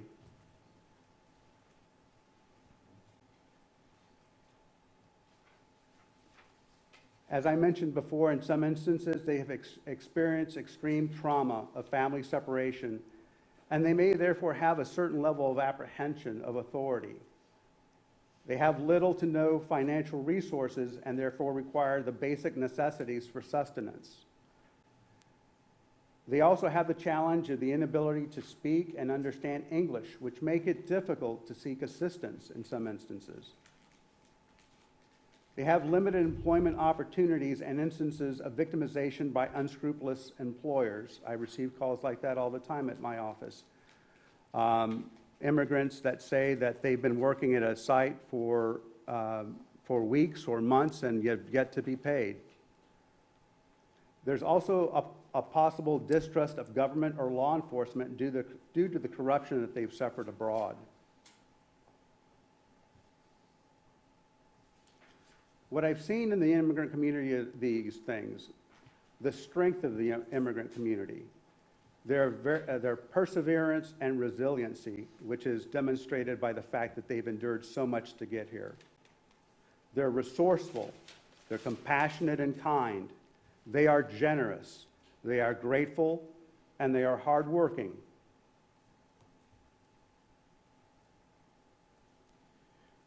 I've had a bit of time to hear some of these presentations earlier today, and I just want to make a few brief comments on my experience of what I've seen with the courts. I've been practicing, like I said, in the courts for more than 12 years, and I've had clients taken away from me by ICE on more than 2 occasions. I have seen where trials and hearings where interpreters have interpreted for Spanish-speaking defendants, and being bilingual, hearing that the interpretation of what the defendant is saying is not exactly what the defendant said. There is a difference, there is a distinction in the Spanish language that it cannot be translated verbatim. So those distinctions sometimes make a difference when a judge makes a finding of fact. That's all the comments that I have for this evening. Thank you. Thank you, Mr. Trevino. Do you have any questions? I do. On those more than 2 instances, was that in municipal court specifically, or was that district and municipal court combined? District and municipal, but I've also seen those in other jurisdictions Okay. as well. And then on the interpreters, have you been able to, in the instances in which that was in municipal court, have you been able to address that to the judge regarding that interpreter's qualifications? In that particular instance, I did not, because I did not see that the distinction was that prejudicial in that particular case. But I did see that in another jurisdiction. I was over in Geary County, and I advised the court that the interpreter was awful. Okay. Good. So when you say municipal courts, are you talking about the Lawrence Municipal Court or just generally? I've seen some differences between what is testified by the defendants and what is actually interpreted in English for the court. In some cases, it can be minor. For instance, I will give you just one example. When an immigrant says, he said something in la tarde. Tarde can convey many things. Tarde could be like afternoon. It can be late. It can be night. So it just depends on how it's stated, but it can make a big difference if you're talking about facts and who was where and when. So I did see that made a big difference, and that is something I did report to the court. Okay. That was in our municipal court? That was not in this jurisdiction. Okay, not in this jurisdiction. Yes. Okay. Thank you. Thank you very much. You're welcome. Thank you for your work. Sure. My pleasure. Any other questions? I guess that's it. Okay, our final presentation tonight will be from the Sanctuary Alliance from Lawrence, Kansas.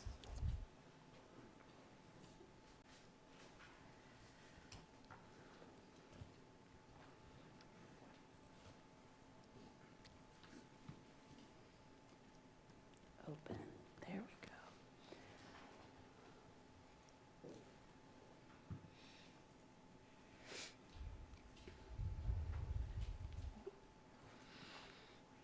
All right, good evening, and thank you to City Commission for allowing us time to present. We appreciate the opportunity.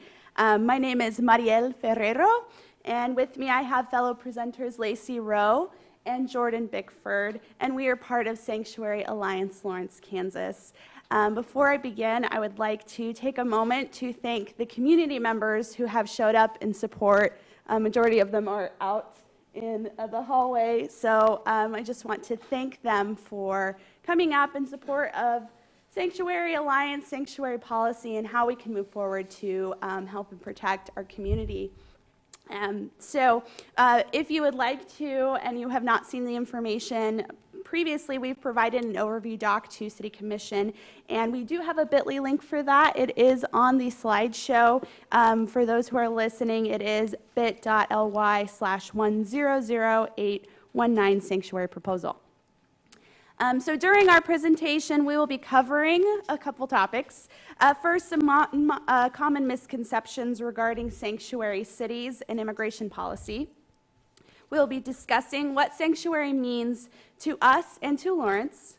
We'll be presenting our proposals for policy. And finally, we will be giving some recommendations to move forward with the City Commission and city staff.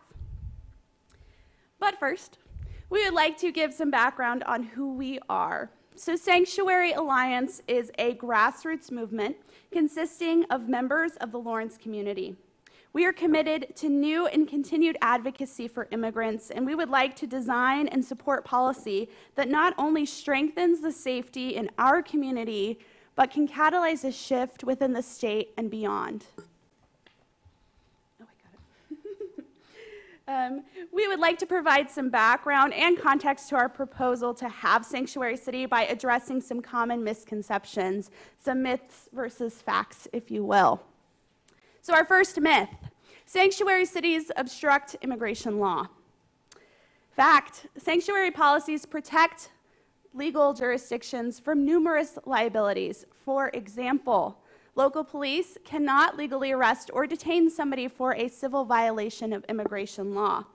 I think it is important here to note that a civil offense involves violations of administrative matters, and in the case of immigration law, directs the administrative ruling of federal government, while a criminal offense can be a violation of local, state, or federal ordinance that our city can have jurisdiction over. So it is very important to know that distinction.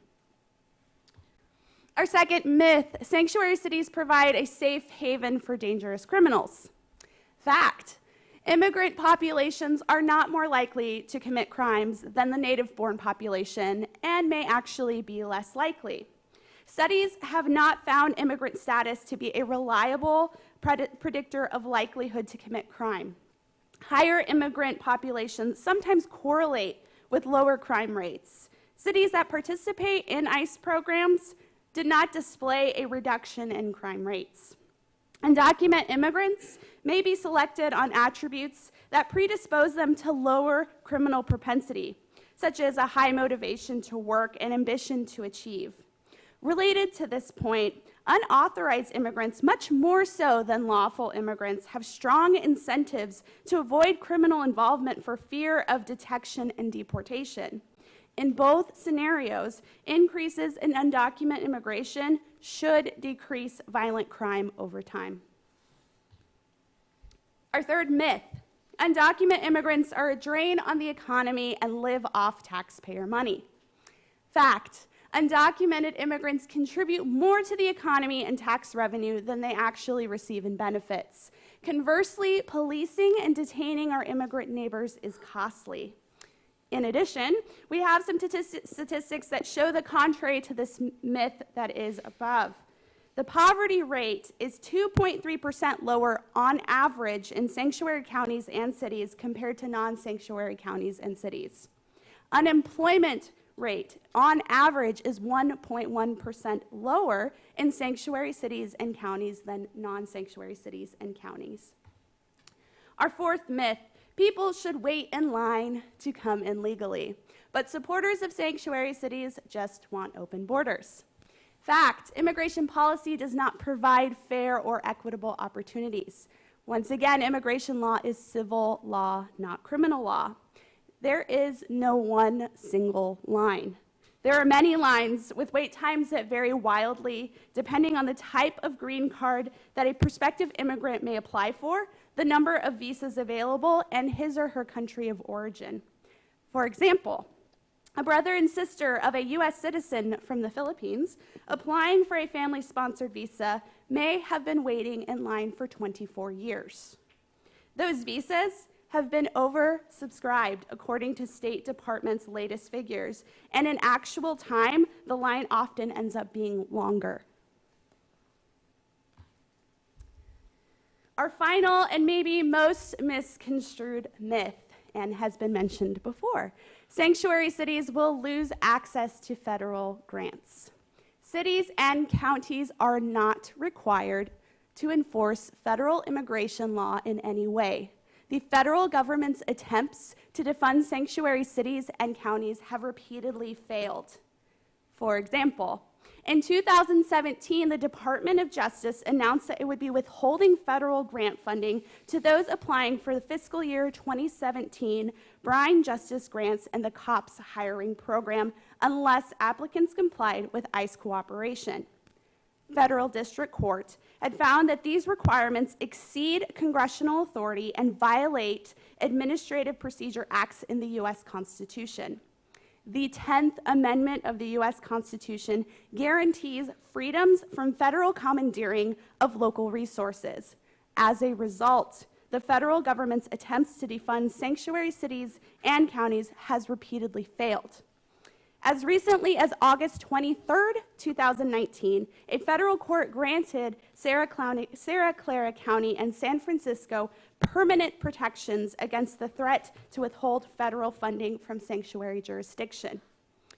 Furthermore, these two particular grants, which were the only grants that have been tried for removal of funding or non-granting of funding, are grants to fund more police officers and militaristic equipment that does not help build community trust, nor does it improve relations between law enforcement and communities of color. The fact is, as a community, we are concerned about the safety and livelihood of all Lawrencians, regardless of their citizenship status. Sanctuary is fundamentally about public safety. It's the need for everyone to feel comfortable and safe in their community.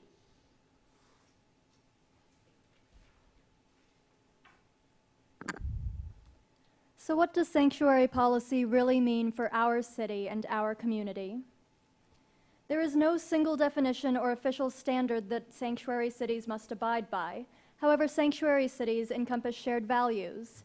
To us, a sanctuary city is one that enacts immigrant protective policies, a city that values everyone who makes up the social fabric of the community regardless of their immigration status.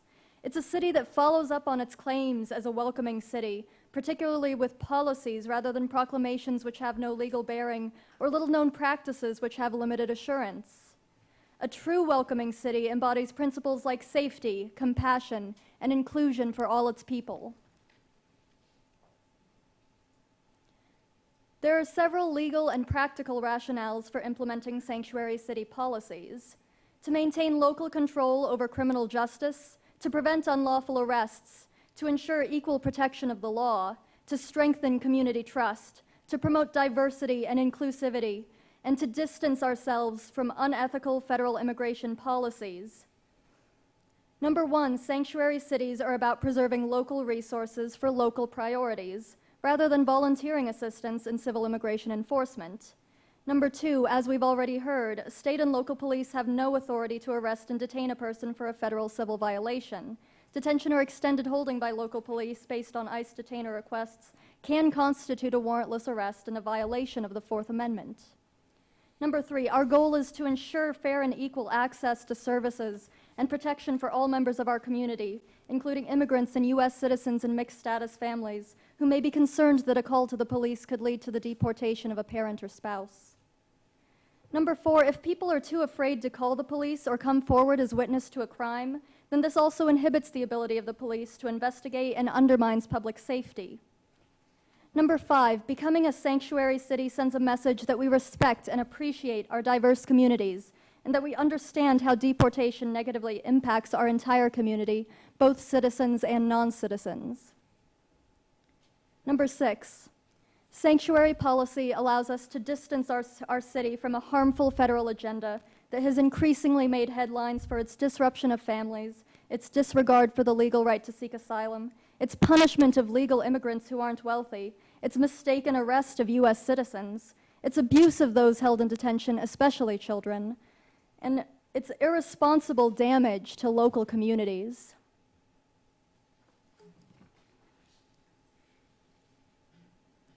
Sanctuary policies help protect human rights by ensuring that the proper authorities are empowered to do their job. Refusal to take action on this issue threatens to diminish public trust and public safety. If we don't assert control over local resources, then we're not only inviting uncertainty about whether our resources are being used efficiently, but we're also exposing ourselves to legal liabilities and risks which are not remedied by existing ICE compliance options. The true costs of our immigrant detention system are much greater. The Immigration and Customs Enforcement Agency, known as ICE, did not exist prior to 2003. Although detention was supposed to be reserved only for those who threatened public safety or posed a flight risk, the population of immigrants held in civil detention has exploded in recent years. Federal spending on immigrant detention reached over $3 billion last year alone, much of which goes to private prison contractors who lobby for and profit from charging taxpayers hundreds of dollars a day per detainee, even though alternative programs exist which would only cost a few dollars a day by comparison. In the majority of cases, these people are not serving time for a crime, but merely awaiting a court hearing to determine if they can legally stay. Now let's talk about what we can do. The City of Lawrence can directly counter these harmful enforcement trends and their corrosive impact on economic stability and social cohesion of our communities and the nation. USD 497 has already taken important steps to protect our youth in schools from ICE and affirm their commitment to student safety and positive learning environments. Together, we can take the next step, enacting policies to protect the rest of our community.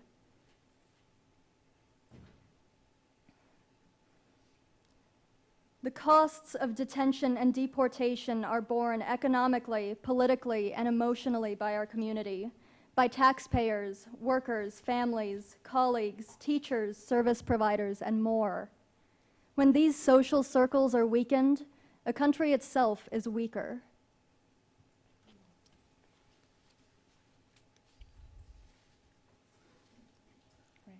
In order to move forward in establishing Lawrence as a sanctuary city, Sanctuary Alliance is advocating for 4 broad policy proposals.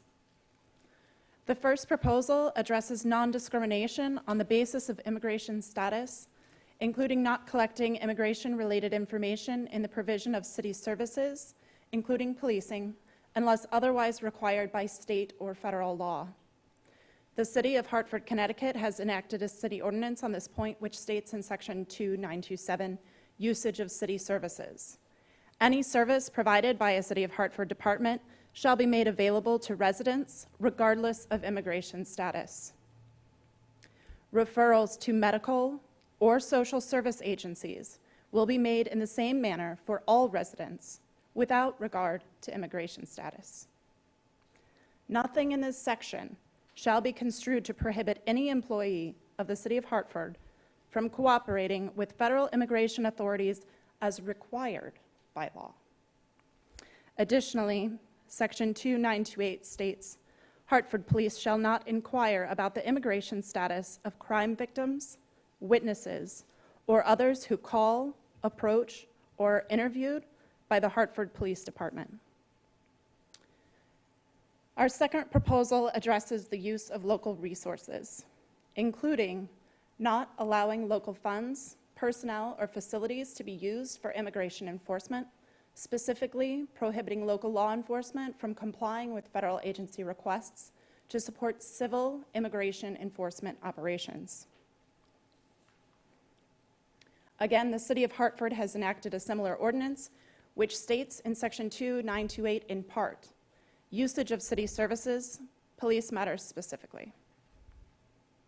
The Hartford Police will not arrest or detain a person solely based on their immigration status unless there is a criminal warrant. Hartford police officers shall not make arrests or detain individuals based on administrative warrants for removal entered by ICE into the National Crime Information Center database. The Hartford Police Department shall conduct necessary training and education to ensure that its officers are knowledgeable about the provisions set forth in this article. Again, this section states, nothing in this section shall be construed to prohibit any police officer from cooperating with federal immigration authorities as required by law. Our third proposal addresses notice and identification, including requiring local law enforcement to issue immediate public notice of any contact by state or federal agencies requesting local assistance with federal immigration enforcement. Our fourth proposal addresses safe spaces and support services. This includes not allowing ICE or other DHS agents into our local facilities, including but not limited to municipal courts, City Hall, the community building, and our recreational facilities for the purpose of federal immigration enforcement activities and declaring such spaces to be safe places where people can go without fearing immigration enforcement activities or raids. Each of these are examples of specific items under each broader policy proposal. Additional specifics on each of the proposals can be found in the overview document, which was submitted to the city by Sanctuary Alliance. Thank you. To conclude, we would like to ask the following of City Commission and staff in order to move forward. We acknowledge that there may be best practices and interdepartment administrative policies. However, we would like to see policy that has legal bearing and that is transparent with the community. We would like to see all of our proposed policy considered as the city moves forward. We would ask that you direct staff to begin to craft proposals into new or to update existing policy. We ask that you continue to provide transparency to the community about your intentions and work moving forward with sanctuary-based policy. Finally, we ask that as you move forward with this request, you allow Sanctuary Alliance and the community to work with city staff in the application or creation of policy. We want to acknowledge those who came up from city, each department, who gave their piece on their interaction with the community, and we'd like to thank them for that. This is a piece of work that is very close to many of us. We're very proud of the community, and we appreciate your support. Thank you. Thank you very much. Appreciate it.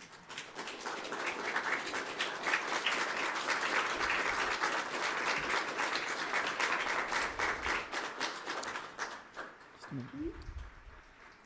You have any questions for the Alliance? Any questions? No, thank you for a really terrific presentation. I appreciate all the work that you brought to the table here tonight. Thank you. Can we get a copy of that PowerPoint? Yeah. We have it? We have it. There we go. Thank you. Okay. So I think what we'll do is take a little break here before public comment. 10-minute break, please.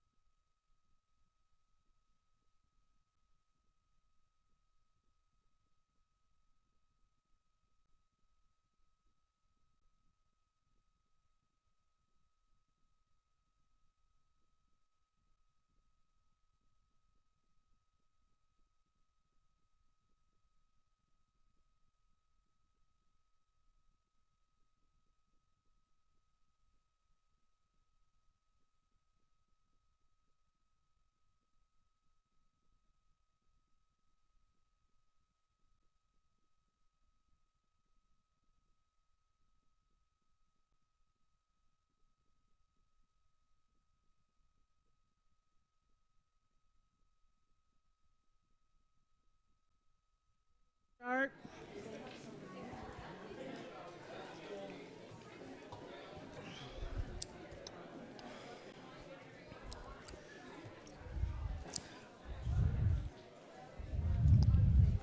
If we can shut that door, please.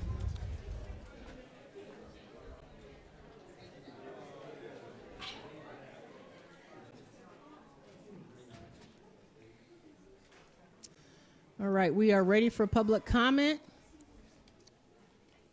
My name is Graham Kriker, and I was hoping to ask a question of Attorney Trevino. Is he back in the room yet? I don't know if he left or... So my question is that maybe someone else could answer, and that is, we often hear people that are seeking to be residents to be either refugees or asylum seekers, and I'm hoping that someone could tell me if there's any difference. Who can speak to that? Tony, do you have any? Hang on a sec. You gotta speak to us. You got to Graham. speak to us, Graham. Do Okay. we want to So collect all questions? my other question is that Attorney Trevino, when he was speaking, referred to defendants, and it's important for us all to realize that everyone seeking a green card or permanent residency has to go to a hearing before ICE, sometimes more than one, but they're not defendants. They're people seeking asylum or refugee status and a green card. Okay. So. Okay. Can anyone else? Graham, we need you to talk to us, okay? So I think one of these ladies said they could tell us the difference between a refugee. Graham, just talk to us and we'll get the answer. Okay, thank you. Okay, thank you. We'll collect questions at this point, and then we'll have, if we can get them addressed by staff or other public comment.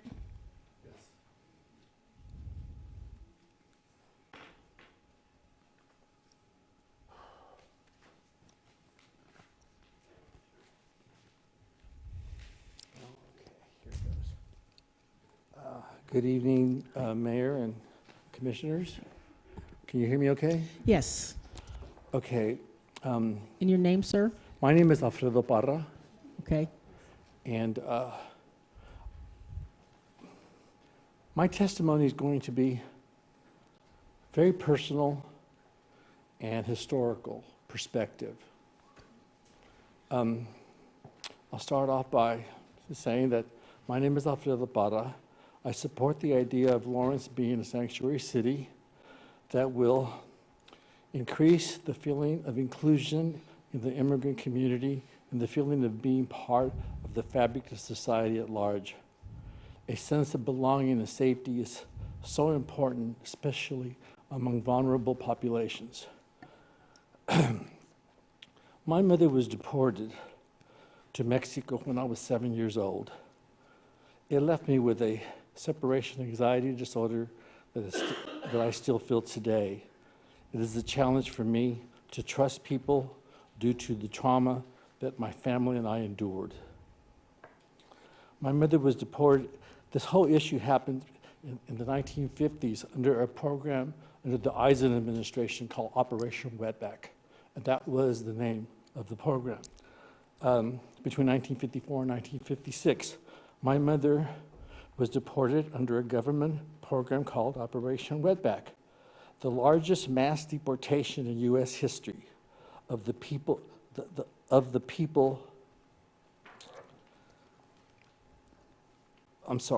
history of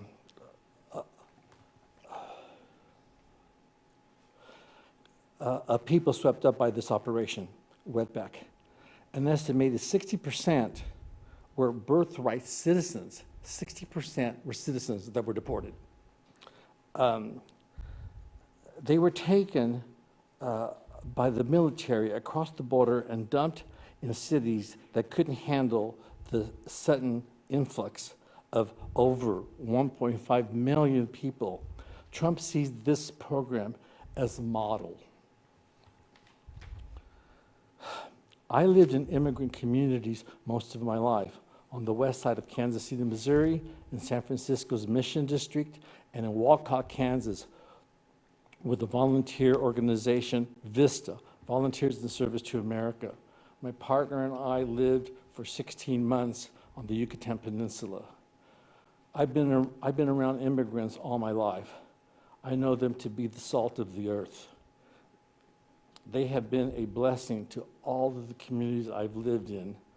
I decided to share my personal coexistence with these beautiful people as my testimony here. I figured others would provide data and statistics. Not everything I've read about immigrants has been positive. Everyone knows that the president calls them rapists and criminals. Conservative media demonizes them with the lies and scare tactics. I hope that the people of Lawrence will embrace this moment in time and make our city a sanctuary city. Lawrence has been a force of positive change. Lawrence can be a force for positive change in these dangerous and troubling times under the Trump administration. Sir, I'm going to have to ask you to wrap it up. Okay. Pardon me? 3 minutes. I ask you to wrap it up. Oh, that's it? Oh, that's it? Oh, Great. the last part I was going to say was thank you, gracias.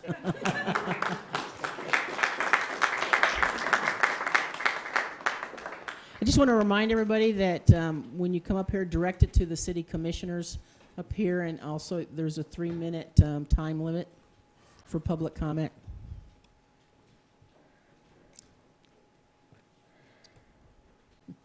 All right. Hey, I'm Alex Kimball Williams. I want to thank the person ahead of me for speaking to the progress that has been made so that we can be where we're at today. I think that examples of previous progress like that is reason to know that we can keep going forward, that if we've gone that far before, that we can go that far again. Lawrence has a history of progressivism. I'm from Lawrence, and we like to, we're called the blue dot in like a red desert, like I've heard somebody else say that tonight. But the reality is that we were a free state, but we had underground railroad stops. We had segregation. The truth is, we're so proud to have Haskell, but when it was first built, it was a mile outside of town. So reflecting on the progressive statements that we make and proclamations that we make, I think it's incredibly important to put those things on paper and make them into law. Let's see. I also think that it's really important to mention that there's a difference of privilege between citizens. If you're white, internal guidelines and best practices will work for you. You can afford to break the law if you can pay a fine. Something that's really interesting with immigration law is that there's a focus on race and nationality in those offenses as opposed to other more neutral offenses. And we see some offenses being charged and detainment and jailing happening. Oftentimes when people of color commit offenses, it's conflated with crime. That's why we have such a public confusion about immigration law not being criminal law, but in fact being civil law. Lastly, we do have ordinances in place about equal treatment, but equal treatment doesn't work if you've got biased laws and national trends. We need to be immigrant protective, not just non-discriminatory. Thanks.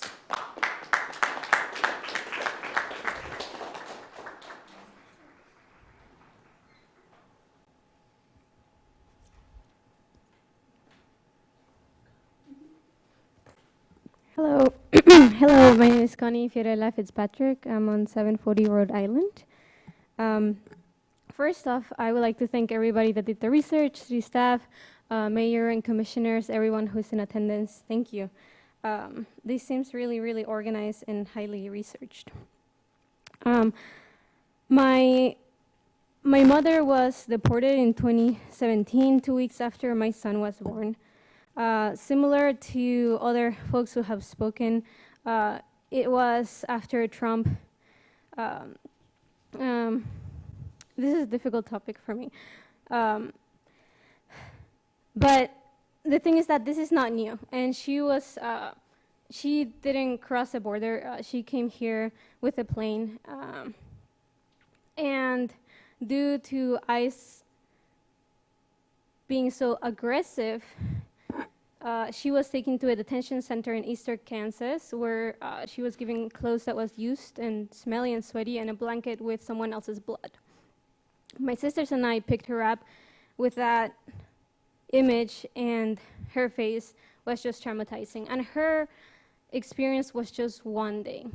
I cannot imagine having more than one day there, or being a kid, seeing your mother like that, or being a child in that situation.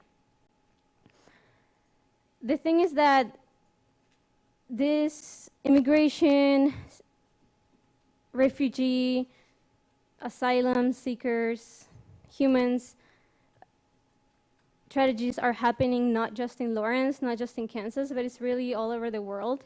And thank you everybody for putting this together so we can move forward and make a difference to creating a space for those folks to not be put into hostile environments such as detention centers and deportation and separation of families. I would like to suggest and thank the city staff for providing potential options. I like the idea of a liaison officer with the city, and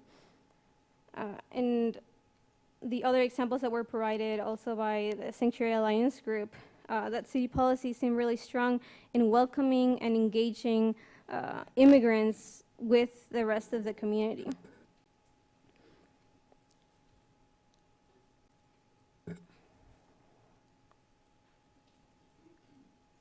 I would also like to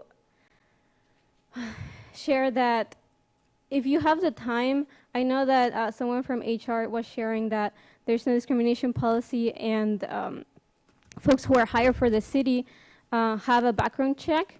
But I highly encourage you for you all to come to 4 a.m. and see who cleans this carpet. Thank you, Connie. Thank you. Thank you.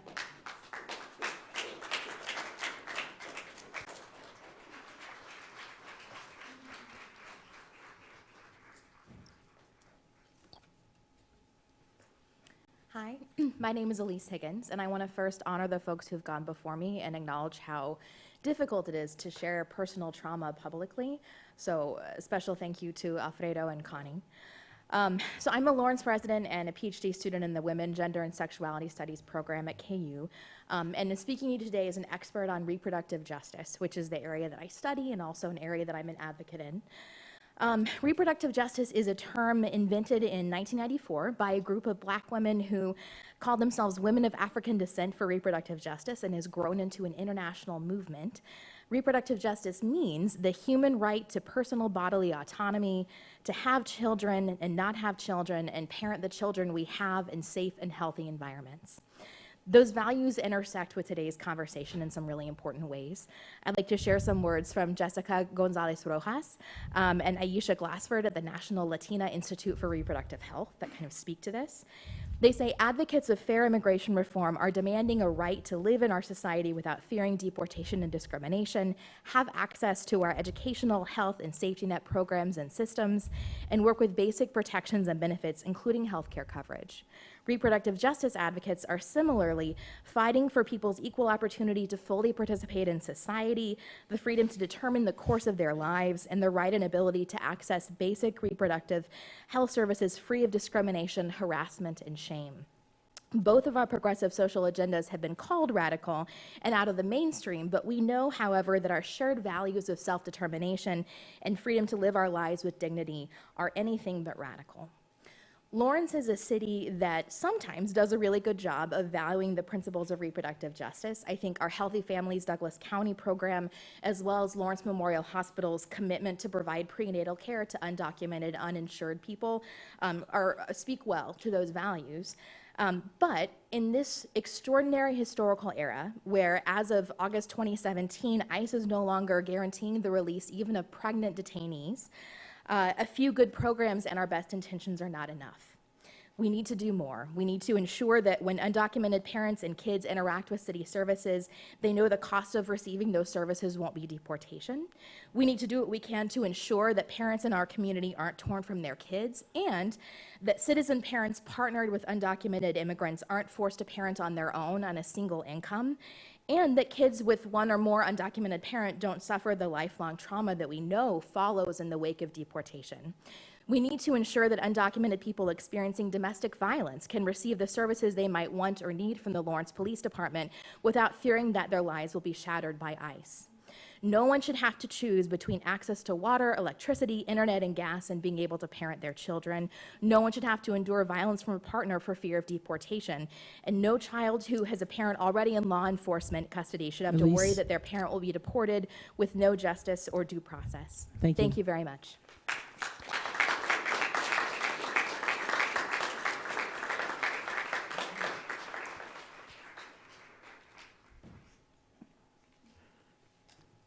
My name is Austin Turney. I'm a native-born Lawrenceian. And I first want to thank the Commission for the thorough, clear presentation of the present situation of our policies. My belief is that every person present in this community is entitled to dignity and respect under all circumstances. And it is our task to see that this is accomplished and that any person in the community who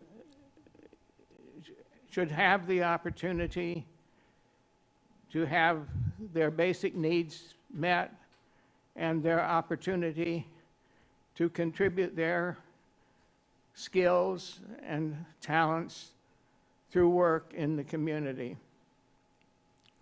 So the task would be first to review our policies to make sure that that goal, which I feel is a high goal, is achieved. And secondly, that policies are administered with this purpose in mind at all times. Thank you. Thank you, Austin.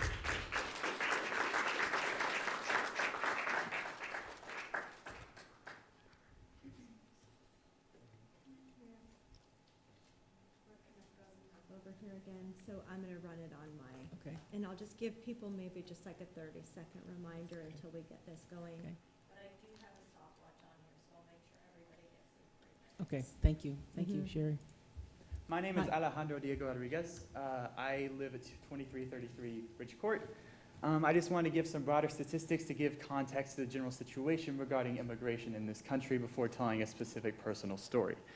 There are more than 40 million immigrants in the United States of America. According to census data, a quarter of the nation's children here have at least one foreign-born parent.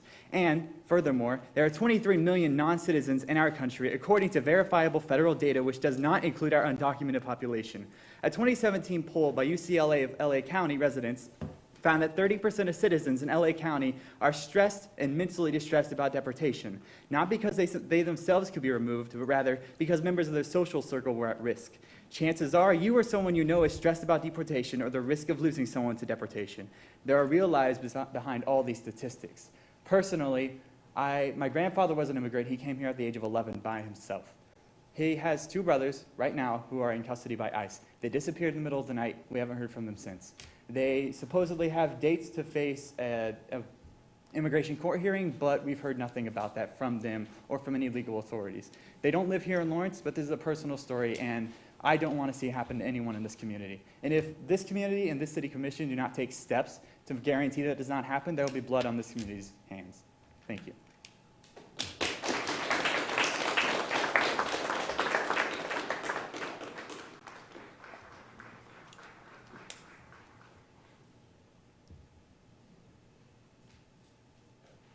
Good evening, Commission. My name is Christina Gentry, and I am a Lawrence resident, longtime lover of Lawrence, a mother, a teacher, and I do appreciate all of the information we were able to hear this evening. It's been a lot of information, and I work for the community in a way that listens and takes notes and then gives the information to people who can make the resources or continue to strengthen those resources to make those available. We have a lot of resources. We heard a lot of information about EOE and how we don't discriminate. But I have some information that speaks otherwise. With the grant that I've been working with the Kansas Health Foundation, we've been understanding poverty or barriers to employment issues, specifically to Douglas County. And so we've listened to over 120 voices in the last, I want to say 3 months, from October to April. We really stopped around February. But I would like to just be able to tell you what the community is saying, because Lawrence is a place that's great, but it also has its issues when it comes to race and gender biases, or race and biases, period. So a quote from our community states that, I don't know if it's my last name, because back home, if you don't get hired, you don't get hired if you have a certain native name. It was an anti-native place, and I'm not sure if that's my social media account is the reason. So we're talking about barriers to employment for people, and we spoke to a lot of people, and specifically, another quote I wanted to share with you today said, a woman said that my sister and I once worked at the same place. I was a certified dispatcher for both the state and the reservation. My sister went to KU and got an education. We both applied for a job, but they offered me the job even though she was more qualified. My sister looks native, and that kept her from advancing. So these are things that happen right here on Lawrence time, on Douglas County. I also wanted to make a note of what I heard tonight here, speaking specifically to how our court offers for opportunities to have someone interpret and have a translator. I've been in the courtroom at Judge Miller's court quite often, more often than I'd like to talk about, but I will say that I've been there a few times, and there's been 2 occasions when there was not an interpreter present. A man was talking and speaking to an interpreter who wasn't present in the room, but was present on the telephone. So if that communication wasn't hindered already by the fact that he was non-English speaking to an English-speaking judge to plead his case, there was nobody there in that room to support him and give him the translation he deserved. They had someone on the phone, and he was talking to the phone, and the phone was talking back to Judge Miller. So, I mean, those are things and situations that happen here in our town, and I just wanted to make sure that we made a note of the responsibility of government is to the Christy, government I'll need actions you to as wrap to it up. right to maintain order and control, but you influence the citizens' attitudes, perceptions, and you can influence others. And it's you got to stand on a policy to remove some of these barriers. Thank you. Thank Christy. you.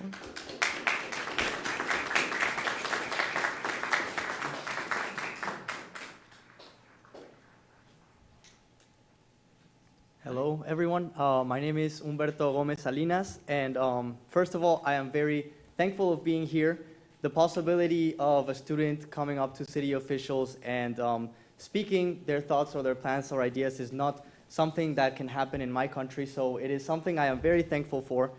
I am here as a representative of the KU student body, as a member of the Student Senate, and I would like to talk to you about a big movement that is happening all around our campus. And it is that we are increasingly more concerned about what is happening to our fellow Jayhawks, regardless of where they come from, regardless of what they look like.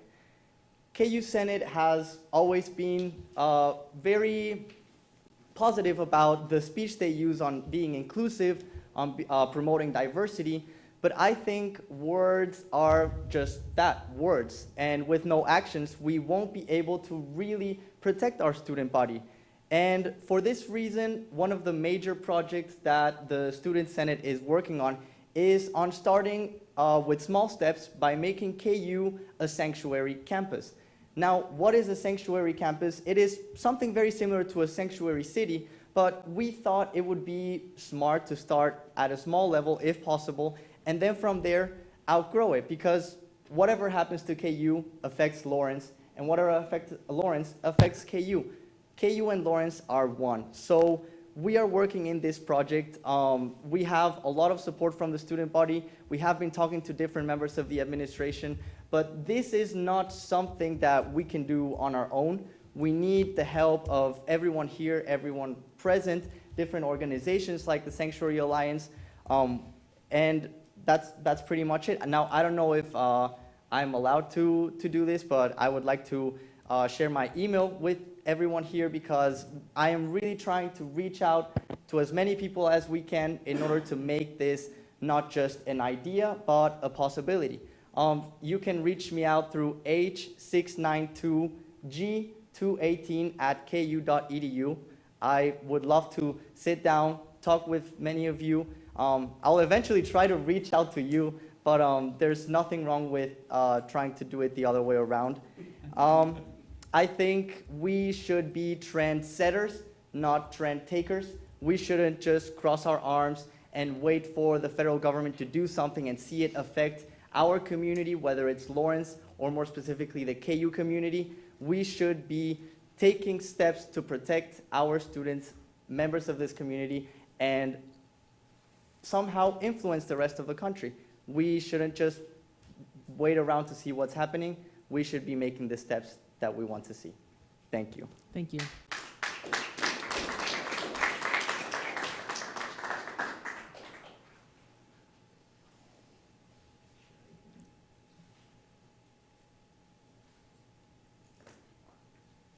Good evening, Mayor and Commissioners. Jackie Carroll. First, I want to extend an apology to folks of marginalized identities here tonight for taking up space a little early. I've got 2 kiddos here and they need to go home. I obtained my master's degree from KU. I've lived in Lawrence for 7 years. I'm a homeowner here and I'm raising my family here. I support being a sanctuary city in itself. I support Sanctuary Alliance and their proposals without any hesitation. I believe that no one is illegal and that borders are used as tools of discrimination and oppression. I want to live in a safe community and ICE is not safe. Our community without the proposed policies is not safe. We talk about life and death situations in this room and our ability to do the least harm. Ignoring issues like this one results in suffering and death. I also wanted to provide an argument that's a little more specific to my usual role in relation to this commission, which is to advise on the sustainability-related aspect. For clarity, while I serve as the chair of the Sustainability Advisory Board, these comments are my own. Like with technology, federal law will most likely not keep up with the repercussions of climate change. It's plainly obvious that it's not keeping up with migration resulting from US-provoked violence in Latin America when our immigration enforcement actions include imprisoning babies without the most basic of care. Time magazine put out a piece last year that said as many as 17 million people from Latin America alone could be displaced by climate change by 2050. Where will they decide to go? The Climate in the Heartland report was published in 2015 and took a past and future look at climate change impacts in our region. For Lawrence, projections include a substantial increase in temperature where, quote, the average annual temperature will exceed the hottest years in the normal historical temperatures range. The report also documented that we already had more years with frequent high-intensity rainfall, that there had been a 40% chance in events greater than 2 inches, and 118% increase in events greater than 3 inches. And remember, this was done in 2015. More days with high temperatures and more flood events means more folks with low access to resources will need emergency services. Increased migration coupled with increased temperatures results in potentially many more folks who would need emergency services but feel unsafe to use them. If we want to be a city serious about environmental justice, this is a required step. If we want everyone to feel safe asking for the help they need, this is a required step. Please take action tonight and vote to approve the policy proposal Sanctuary Alliance presented or defer this to staff to prepare final versions as soon as possible. It will be a clear signal to the community that their safety is a priority. Thank you. Thank you, Jackie.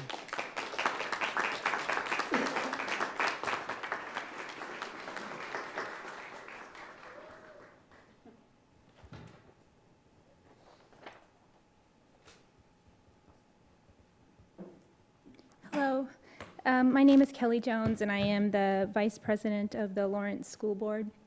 I'm here representing my own ideas, but my own position, but I wanted to tell you a little bit about our experience this spring.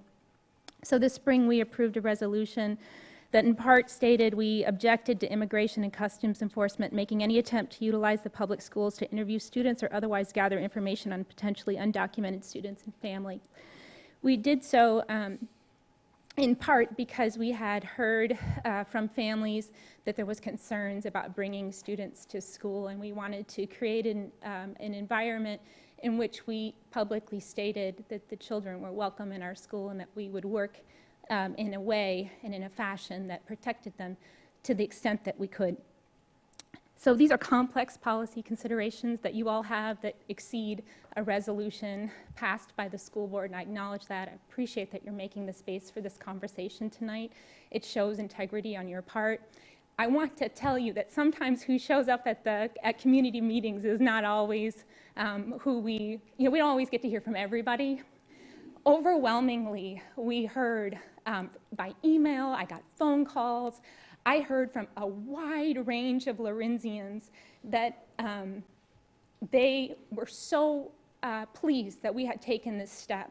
It was the most enthusiastic response I have ever received, and it was reflective of the community that we live in. And it signals to me that Lawrence supports being a sanctuary city, and I wanted you to consider that. You could get positive emails after tonight. It could be a really good day for you. So there's that piece. And then I wanted to tell you this other note. It extended beyond Lawrence. So we started receiving requests from around the state. It created an opportunity for us to be leaders. As local leaders in our communities, we're called upon to do that because right now is a complex time where we are not receiving that kind of guidance from our national government. So I encourage you to pass the Sanctuary City Amendment. Thank you. Thank you, Karen.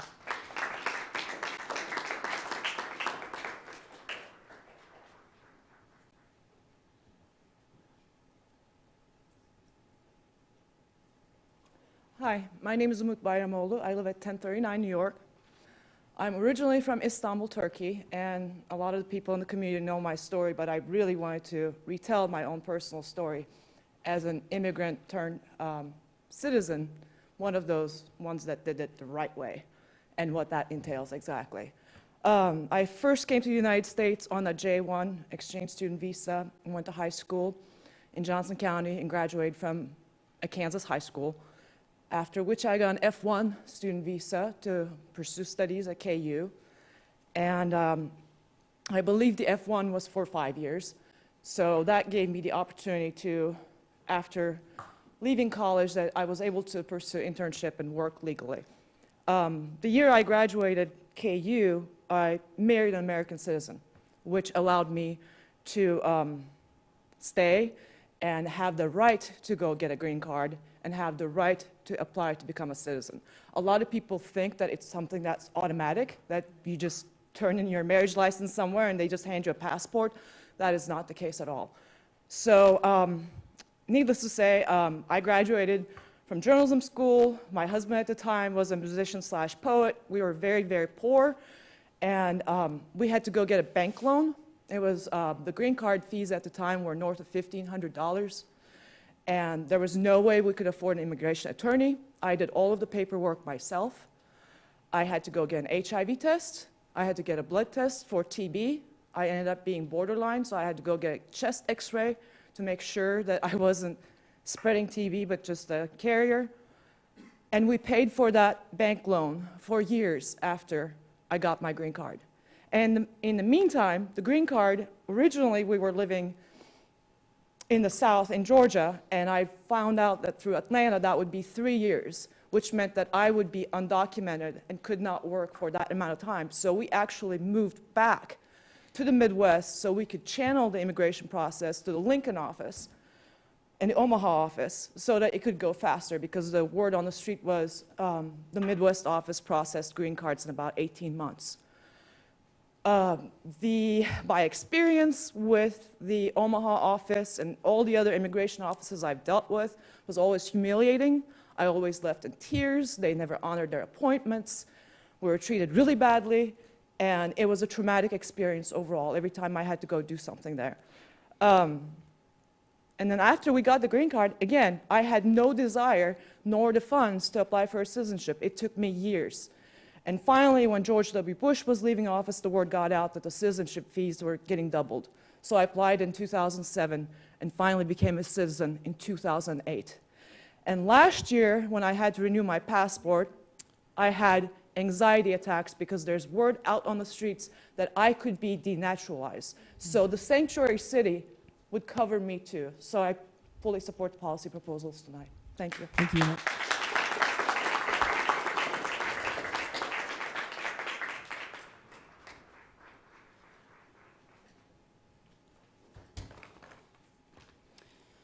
Hi, my name is Zach Newby, and I live in East Lawrence.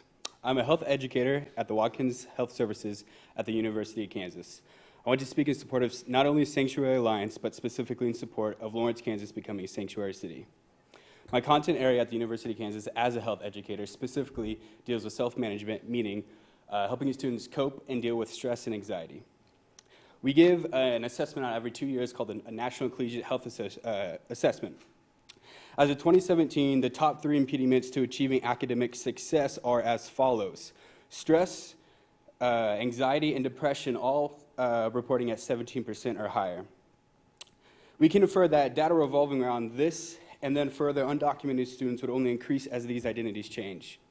First-time college students often experience anxiety living away from home in an unfamiliar environment, and that anxiety will only be exacerbated for undocumented students who might fear deportation for themselves and for their family members.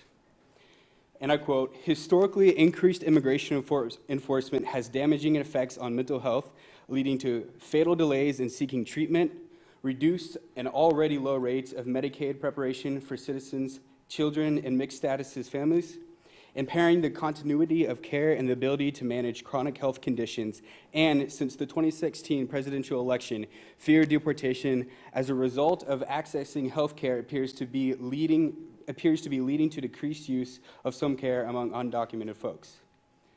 Immigration status is increasingly recognized as a social detriment of health, and being undocumented is associated with multiple social and mental health conditions known to negatively impact outcomes such as poverty, limited access to health insurance, limited employment opportunities, anxiety, and PTSD. And children of undocumented parents are similarly affected regardless of personal immigration status. And before continuing, I think it's important to note that being undocumented is a product of white supremacy and capitalism and harmful constructs that aim to further oppress folks with marginal identities. It is not the fault of individuals with undocumented or mixed statuses that the wellness that they need to be alive is inaccessible. This all being said, access to health services must be available to undocumented students without the fear of deportation, and city entities cooperating with rogue agencies such as ICE. A student should not fear coming to Watkins or to the university for health services. Many students may believe that undocumented status will prevent them from attending or utilizing college services. These students may live in fear of being exposed or deported should they participate, and this should not be a concern for college students, as it is against law for colleges to report a student's immigration status without the permission, and the city of Lawrence should back this by moving from a welcoming city to a sanctuary city. Becoming a sanctuary city can guarantee equal protection under law for students seeking health treatment at the university, promote core values that our university, which is a remarkable aspect of Lawrence's identity, holds, and stay true to the progress ideals that Lawrence claims to have. Thank you.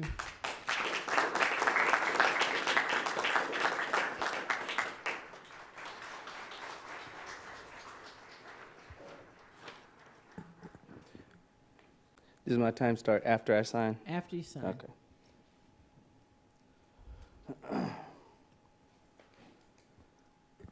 My name is Caleb Stevens. I'm a resident here in Lawrence. I want to start off by saying that Black Lives Matter is in full support and solidarity with Sanctuary Alliance, as well as Lawrence becoming a sanctuary city. I believe that it is something to think about, that we're on stolen land, and we are asking whether it is something that you approve of to protect people that are here now. Whereas there are a lot of people, especially representatives on this board, that look like some of the people that might have come here second. So I want to say that, and I also want to say that a safe city is a city that I want to be a part of. I'm no longer interested in asking for things that we already know to be right. I'm here to say that we know things to be wrong. And so those things that are wrong are no longer acceptable in a climate and also in a city where people literally die between these meetings. It is no longer acceptable that we have to have 40 people from the city residents come up and say the reasons why they should be seen and why they should be visible and why they should be valued. This is no longer something that is up for discussion, and I would argue and say that it never was. There are black immigrants, there are black migrants, there are black people seeking asylum, and when we don't think about how intersectional these issues are, what we do is we erase and eradicate individuals that mean something to somebody. And if they don't mean something to you, that is an issue you need to sit with, and it should burn. These things are not okay for us to consider. These things are right for us to push forward. Lawrence is a place that we lie about all the time because we're not truly progressive, but we are very good at faking the hype and getting onto trending topics. The lives of individuals that have always deserved to be able to breathe just as much as you all breathe up here have always been important. When we know something's right, we know it's right. And when we know it's wrong, it has always been wrong. Just because you discovered it to be wrong the other day does not mean that it's any less imperative. Thank you.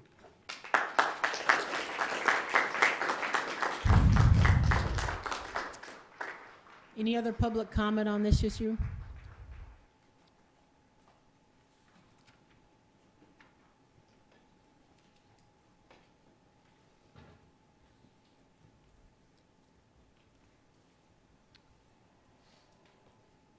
Okay. Hi, my name is Joey. I am a candidate for City Commission, but today I'm an advocate. We like to tell ourselves that Lawrence is a city that stood up, right, to slavery, and it is true, right? Our community was burned to the ground when we tried to say that legal slavery codified in federal law would not find a home here in Kansas, right? So that's really critical to think forward, right? That our community, we claim this progressive identity, and it's situated in rejecting federal law, injustice codified in federal law. And so now you commissioners are faced with the decision, will you stand up for our undocumented neighbors who are equally deserving of sanctuary in Lawrence? The consequences that the city may face for doing the right thing pales in comparison to the dangers that confront our undocumented neighbors every day here in Lawrence. The presentation from multiple departments in the city were wonderful, right? And it made it clear that they're trying their best with best practices, but if there's a 1% chance of deportation, that chance means death, that chance means lives being ruined, that chance means children being separated from their families. So we must eliminate that chance. And we have the facts behind us.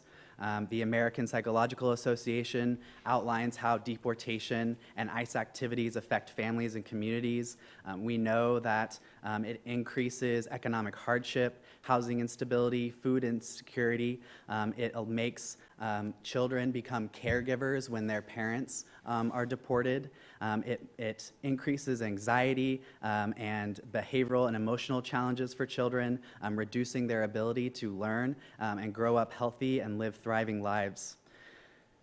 And if, the human argument isn't enough for you, then you can know, too, that our immigrant neighbors, our loved ones, participate and contribute to our society culturally and economically. According to the Institute on Taxation and Economic Policy in the state of Kansas, undocumented immigrants paid nearly $60 million in state and local taxes in 2018. They effectively pay a tax rate of 8.2%, while the top 1% of wealthy citizens pay the effective tax rate of 3.6% in Kansas. So, if we continue to leave our undocumented neighbors feeling unprotected and abandoned, they'll continue to refrain from participation in the economic and social life of our city. That is critical as we come up on the 2002 census. The Kansas League of Municipalities states that for every uncounted person in our community, the state of Kansas loses $2,082 per person in federal funding per year for a decade. So, you know, if that's the argument you need to stand up for our neighbors, so be it. Now you have it.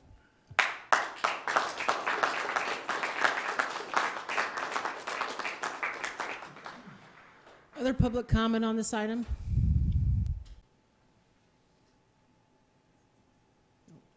Okay. Public, could somebody help her with the, bring the? She knows. Okay, you know, good. Sorry, okay, I haven't done this before, I'm sorry.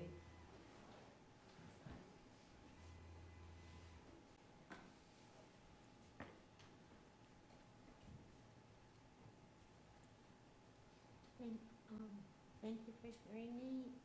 I'm really nervous about doing this. If just one sec while I get out what I was going to say and read it. This can go lower too. Should I bring it down Make lower? sure Am they I can not near see the you. mic? And yeah, that's what I'll do is make sure the mic so you can be heard. There you go. Now you're an expert. Okay, thanks. There you go. Thanks. Thanks so much for hearing me and for, more importantly, for hearing the very important case that Lawrence should be a sanctuary city. I apologize for how nervous I am about doing this. I've never done this before, but this is an issue that's really close to my heart.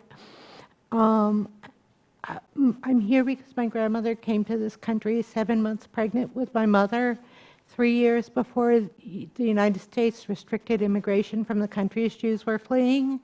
And exactly 2 of the Jews in the Hungarian village where she'd grown up survived the Nazi camps. My grandmother was like my third parent, but I've never been able to understand what it felt like to lose so many people. I do know that if my grandmother could have saved any of her siblings, in-laws, or longtime neighbors and gotten them to the United States without proper documentation, she would have broken every law on the books with no hesitation at all. I can say this in confidence because I saw her reaction to people who were able to get out of Europe legally or illegally. And because we're white and because the United States is proud of its role in World War II, those people were celebrated in this country for doing it, at least by the time I was old enough to join in that conversation. I hope that when you consider it, when you discuss the risks of being a sanctuary city and you talk about the possibility that funding could be withdrawn or these things that really we've seen a very strong case for will not happen, you will also talk about the risks of not taking every action we can as more and more people are being held in concentration camps in this country. We need to be a sanctuary city because inaction is collaboration. Thank you very much.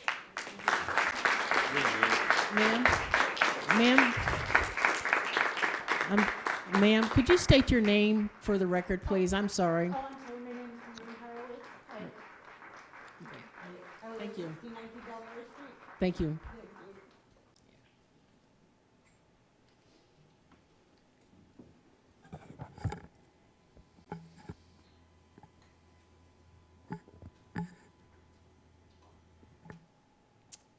So any other public comment on this item?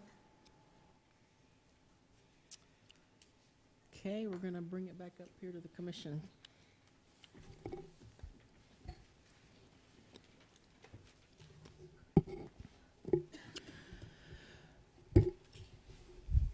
Any thoughts? Well, I can go first. So I think many people know that I've practiced immigration law previously, but primarily what I was dealing with were, yes, is that better? Thank you. Were undocumented youth through DACA, but also U visas and VAWA self-petitions. But I would say that the most rewarding immigration experience that I had representing someone was through our city's municipal court, where they had an underlying sentence of 365 days, but you can't naturalize if you've had a sentence for more than a year, because federally that's considered a felony. And so we were able to go to our judge, who was not the judge at the time that this underlying sentence was implemented. He was willing to let us reopen the case and amend that underlying sentence to 364 days so that that person could naturalize. That was a really, really good day for that person, more specifically, but to feel like you can make a difference. Whereas I've gone to other local communities where, very close to our community, where local immigrants are targeted and no insurance, no driver's license. The municipal courtroom was filled with individuals, whether documented or undocumented, were not white, whereas the people, the lawyers, the judges, the law enforcement officers all were. So I've seen that work very poorly and very close to home. I really appreciate the clearly and succinctly described abhorrent federal policies that we're facing up against. And this is a sword that I want to fall on. I want to offer a safe community for the folks that I helped, who are kids that I had to use their game nut subscription to document that they've been in this country for the last X number of years so that they can work and support their families. For victims of violence who are in this community and risking everything to leave that situation, but want to stay here and contribute to this community because they love this community. And those are the immigrants that I've dealt with. And I think that they're the majority of the immigrants in our community. And that is really staying true to the integrity of wanting to provide a safe community, an equitable community for everyone.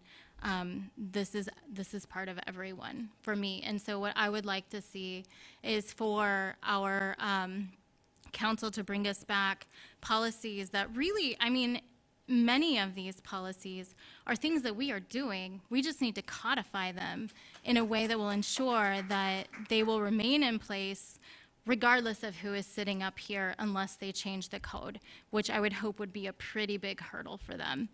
I don't care what we call it. If the word sanctuary is not a sword folks are willing to fall on, I think that implementing these policies are vital.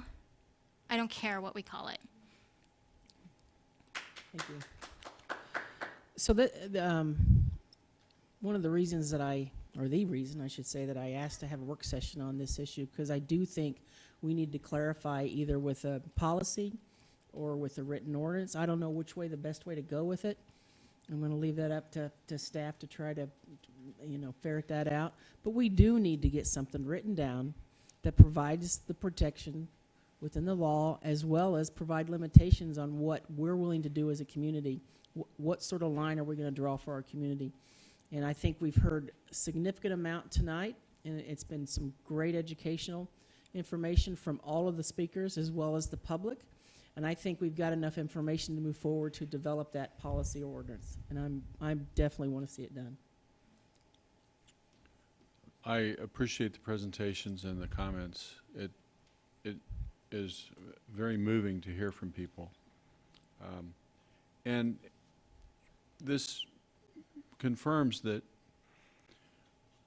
I really feel that our community will not be what we want it to be unless everyone is confident in being able to ask for the help that they need, especially from our emergency services, from fire, from medical, from police. That is so important. People need to be able to reach out when they need that help. But we also interact with people in so many different ways. The utilities, I mean, there's all kinds of ways. So, we want to be a community for everyone who's here. We will not be a safe community if people aren't comfortable reaching out for help. I think my first, I've been fortunate enough that this was not a situation I've had to deal with in my own life. At some point my family came to this country, but that some point was so long ago that it has not personally ever been an obstacle for me. But I think my first real awareness of this was 14 years ago. I was a first-year teacher, and because I happened to be the the debate coach at the school, one of the tasks that meant you involuntarily took on was you coached the valedictorian speaker. And so the valedictorian speaker was a young lady that I didn't know. I didn't know her from any class or from any club or anything like that. And she came and was an incredibly well-polished speaker, didn't need any assistance whatsoever from me, and gave a great speech. And so we spent most of our help sessions, just me kind of talking to her and just trying to make sure she was going to be calm and comfortable the day of the speech. And one of the things I asked her was, you know, where her parents were going to sit. You know, was seeing your mother going to be a trigger for you to be nervous? If so, let's put her somewhere you're not going to see her, or maybe she's your comfort, and so let's put her up front. And she told me that her mother wasn't going to come because her parents did not leave the house because they felt fearful of going out in public. And I was naive, and I didn't pick up on the clues she was laying down. And she, you know, finally opened up to me that her parents' status was that in which they were not comfortable leaving the house. So they missed their daughter giving a valedictorian speech. And that was an incredibly eye-opening experience for me. So what our job is, and it's been said by several people in this room in a much better way than I'll say it now, but our job is to provide security for those people that are in our community, period. You know, what their status is irrelevant to the fact that we provide security and service to them. And I think that our language and ordinances should read as such. Thank you. Thank you. Any last thoughts on this subject? Craig, you're... Well, we did prompt you with a few questions. If you wanted to maybe go back to those, that would help us kind of put together what you're expecting us to see and make sure we hit that mark. There may be others that have come out through the course of the evening that you want to give some direction on.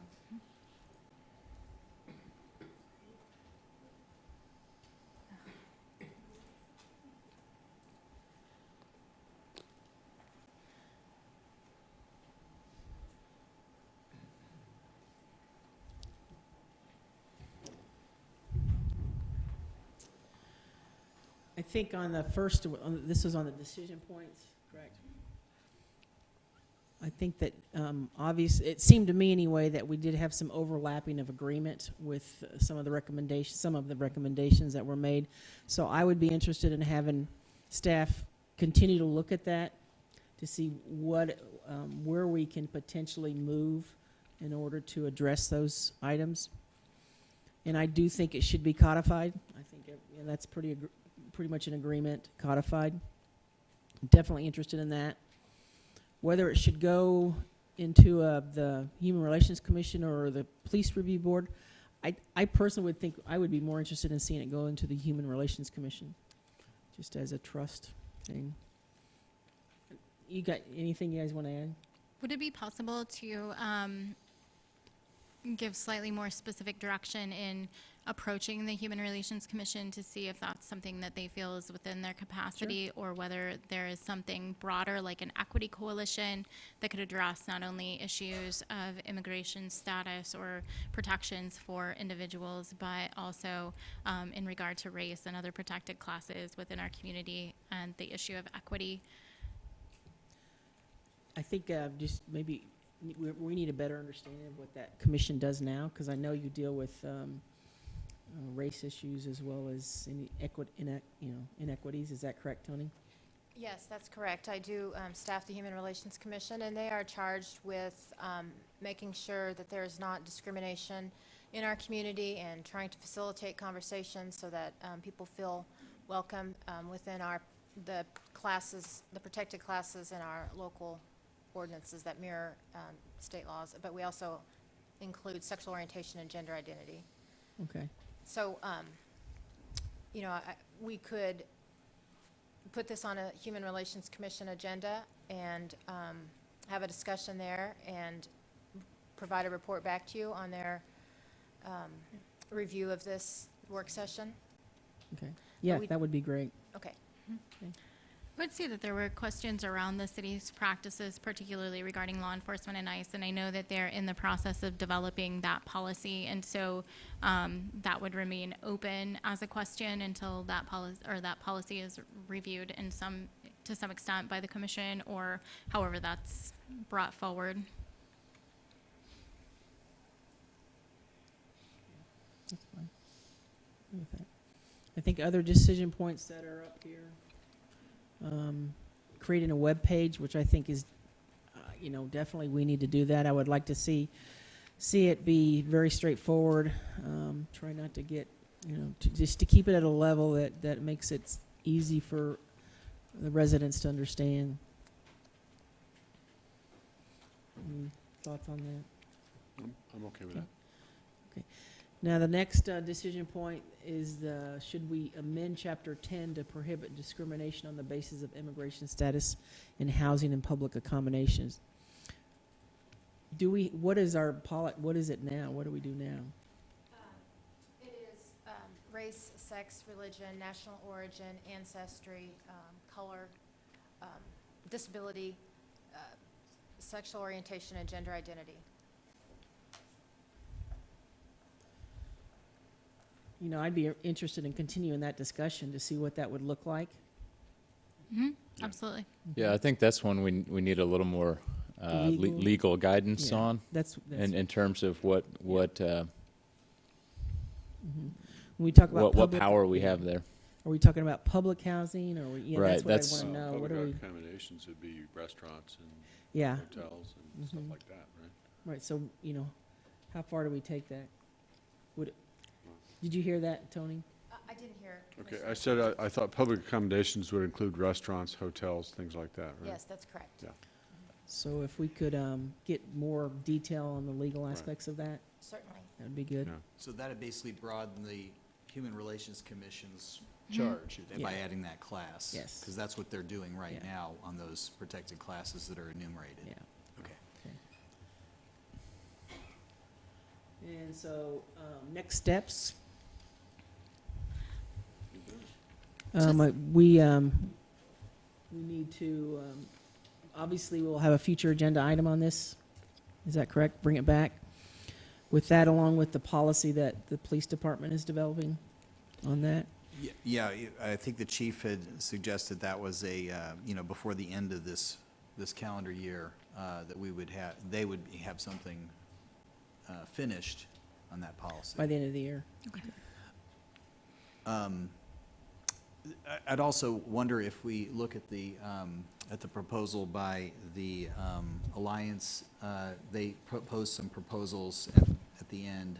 Mhm. And if there's some feedback we could get on those, I'm just anticipating what we'll probably end up talking about. Yeah, I kind of went through as we were talking or when they were presenting, and staff is some of the items that, like I said, have checked off the ones that we were doing, or are doing, I should say. And then I had question marks about several of them on a couple of the items. So I think from my perspective, I'd like to get more input from staff as to what we can incorporate. If we can, and how far does that take us? Okay, so to kind of go ahead and create proposals that Yeah. would comply with all of those requests? What are you thinking? Well, I I mean, guess what I'm saying is, I'm interested in what we're already doing that they're, Right. Yeah. and how, We agreed that many are already part right, of our so I mean, practices. It was kind of codifying those. The scorecard, yeah. Yeah. Okay, Yeah. and then there'll be some other ones that are beyond that. Yeah. And you'd like to see how would we implement those? Yeah, help in your and direction. staff's, I would like to hear staff's opinion on what they believe that we can potentially look at doing. But definitely the idea of many of these.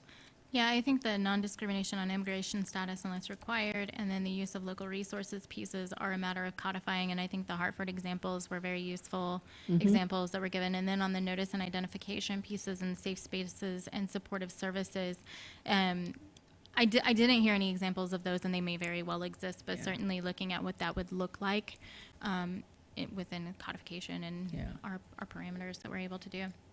Yeah, I think one of the items here on the notice of identification was they'd indicated that they would want us to issue immediate public notice. I would want to get more information as to how do you define that? And what does that mean? And when that was presented, I thought maybe that would be a good piece to work in conjunction with the chief's policies that he's putting together, because it seemed to tie in very nicely with that. Yeah. And to have a discussion with the Alliance as to what more detail as to what they would potentially expect and what we can potentially do. Yeah. We'll continue to collaborate with them. Yeah. Great. Good. So there was one question that was presented from our first public commenter on the difference between a refugee and asylum seekers. I didn't know if that was addressed for that individual, It was or if for they're the- even still here. Yeah, he's not. I Okay. think he left. He left. We promised to answer that question, so I want to make sure we do. Tony, can you give us? I have some general information that an asylum status refers to someone who is already in the United States and seeking to remain here, while a refugee is not yet in the United States, but they are also not in their native country, and they fear returning to their native country, and so they are petitioning for some protections as a refugee. But I am not an immigration attorney, but that is the research that I found. Okay. Thanks, Thank Tony. you. Okay. Anything else? Oh. Oh, did you have something? Suggest a Why don't you come up to the microphone? We do have. Could you come up to the microphone? I could actually answer that question. Again, come up to the microphone, please. Hi, I am not an attorney, but I know enough about the law to get myself in trouble. And your name, sir? My name is Musa El-Bayoumi. I'm a resident of Lawrence and for the last 25 years, Mhm. and I like to call myself a community activist. The major difference between a refugee and an asylee or asylum seeker is not necessarily where they are, but what caused their condition. So a refugee is someone that has been displaced from where they live or where they work, where they cannot make a living and they have no place to live normal life because of war, because of conflict, because of natural disaster, whatever it is that caused them to be displaced. And that's a refugee, someone that needs help, a place, a shelter to stay, usually on an international level from a state. An asylum seeker is someone who feels threatened. It doesn't matter if they live in their home or they have a high quality job, but they feel threatened, they feel endangered because of something, because of their religion, because of their race, because of their political affiliation, because of whatever. They don't feel safe. They feel that will be persecuted or killed. Their life or their liberty is a danger. And because of that, they seek to be protected somewhere else. That can happen in their own country. You don't have to be outside. It can happen in their own country. We hear a lot of times that someone can go to the embassy of a foreign country in their own country and seek asylum. Okay? That's an asylee. A refugee is someone who has been displaced. Right. That's Thank you. as Thank simple you. as this. Thank you very much. You're welcome. Okay. Any other direction? No, I will bring something back. I would suggest 30 days. I know there's urgency to this, but I would suggest at least 30 days to make sure that we get everything codified and do the research on it so that it's Okay. tied down. And that'll still put some choices in front of you, Right. but you'll know that we've mapped those out according to what we've heard tonight. Okay. Thank you very much. Thank you. All right. We are done for the evening. Oh, no, we're not. No. Michael's sitting there. Ron. You know, I've done this before, so. You got 2/3 of an agenda left. Sorry about that, Michael. As usual, I've tried to cut you out of the deal.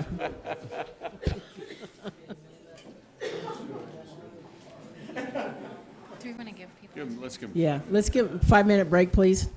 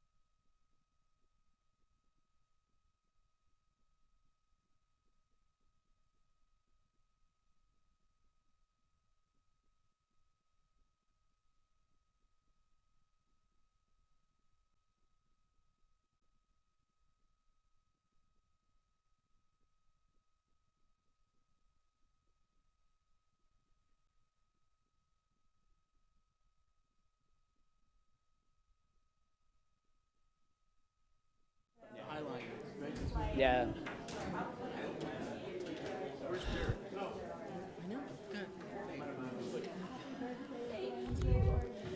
We're ready to start. If everybody could kind of settle in.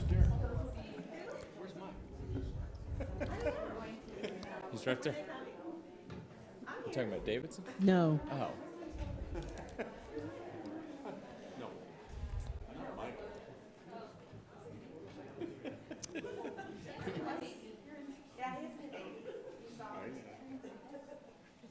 Ready? Ready.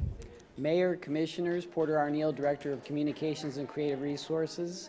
I'm going to present some information from the staff perspective on transient guest tax funding, and then you can ask questions. I have other staff that can answer questions, and then I'll turn it over to Michael Davidson, who's going to do a presentation about the benefits economically of tourism. So I'll go through my presentation fairly quickly here.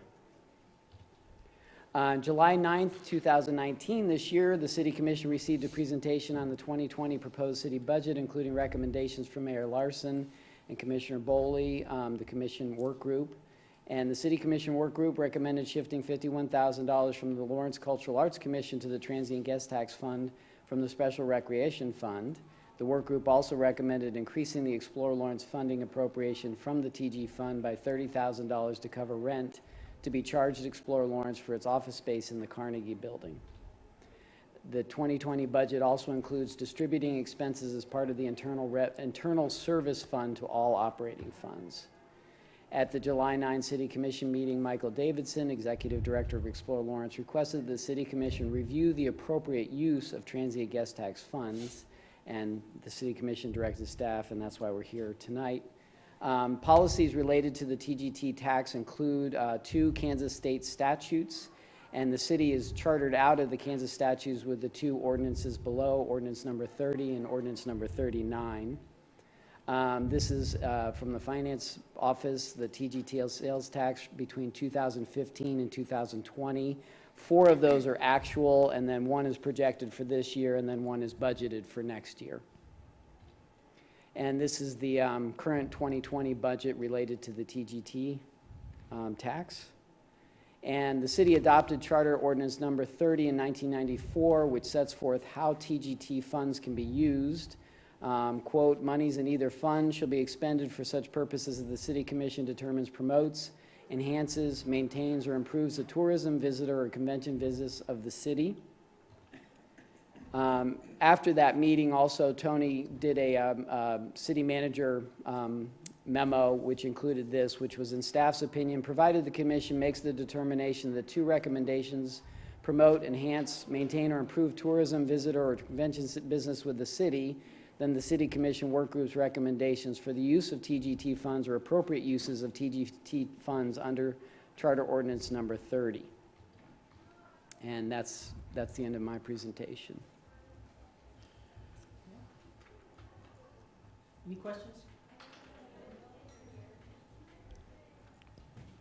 Then I will turn it over to Michael Davidson. Good evening once again, and thank you for the opportunity. This is not, I don't want to have a discussion on what was determined for the 2020 budget. I want to look forward. So the 2020 budget's passed us, let's look in the future, and that's what I'm going to talk to you in. And my board asked me to kind of give you a little overview of the organization and, as Porter said, the economic benefits of tourism as we see it. So this is what we are. We are a private 501c6 not-for-profit corporation, and our job is to represent the travel and tourism industry in Lawrence and Douglas County. And we are an economic development agency. That's how we view ourselves. We drive economic development by bringing visitors to the community. Our mission is to market Lawrence as a year-round destination, and the effect of that is we create positive economic activity in Lawrence by retaining and attracting visitors to the city and Douglas County. This morning when we did our ribbon cutting, I made a mention that tourism is a $265 million industry, and the mayor asked where those numbers came from. It's important to understand where numbers come from. The state of Kansas, along with many states in the United States, works with an organization called Tourism Economics. And tourism economics creates a model that determines economic activity on a state level, and then you can purchase to bring it down to a county level. They're not doing that at a city level, but there is a new organization that's out there that's recommending that we look at it at a city level. There's going to be some expenses. We'll determine if we want to move in that direction. But this number is a number that is accepted by the state of Kansas and accepted by the tourism industry and the best practices of how to determine economic impact. So $265 million is a kind of dry number. And of course, we did have a jump of 6.2% from 2016. The 2018 numbers will be out probably in about a month or two. It takes the state a long time to get that report. But what does $265 million look like? Well, if we put $5,292 in every seat in Memorial Stadium, that's what $265 million looks like. So it is a huge number for our community, but again, think about those 50,000 seats at the stadium when we begin filling them up. If we gave them all $5,300, that's $265 million. It has been steadily increasing tourism spending in Douglas County. And the reason I talk about Douglas County is because that's the only numbers we have. Again, that city report, we might look to do that, and again, it'll be a decision of our board. There's probably going to be a hefty number determining that. But back in 2011, we were about a $190 million industry. We topped 200,000 in 2012, and we've progressively gone up, and we keep going up. And this is why this industry is important to our community, because it is driving economic activity. Even that year of 2016, when the number didn't really go up very much, we knew the reason why that. We had a lot of hotels that were doing a lot of renovation, and a lot of hotel rooms were offline, so we didn't have the ability to house as many people in our community as we did in the past. But the number has jumped. I'm curious what the 2018 number is going to look like, because obviously the Airbnb effect is really in full effect, because that tax went into effect in February 2017 on the Airbnb properties. And our most recent numbers show that 12% of the transient guest tax numbers now being generated by Airbnb, so it's a big effect in our community. When people come to our community, this is a little game we play when we do our tourism ambassador program. We want people to determine how much money spent on these 5 categories, which is the categories that are measured in the EIC report that's generated. So lodging is only 17 cents of every dollar a visitor spends here. 28 cents goes to dining, 17 cents to shopping, 11 cents to transportation, and 11 cents to recreation, and 28 cents to transportation. So the value of bringing that visitor into town, even though they're only going to spend 17 cents at the hotels, which of course is our main function to try to get people to stay overnight, is because when they stay here, they're going to spend 83 cents of every dollar on something else besides the hotel.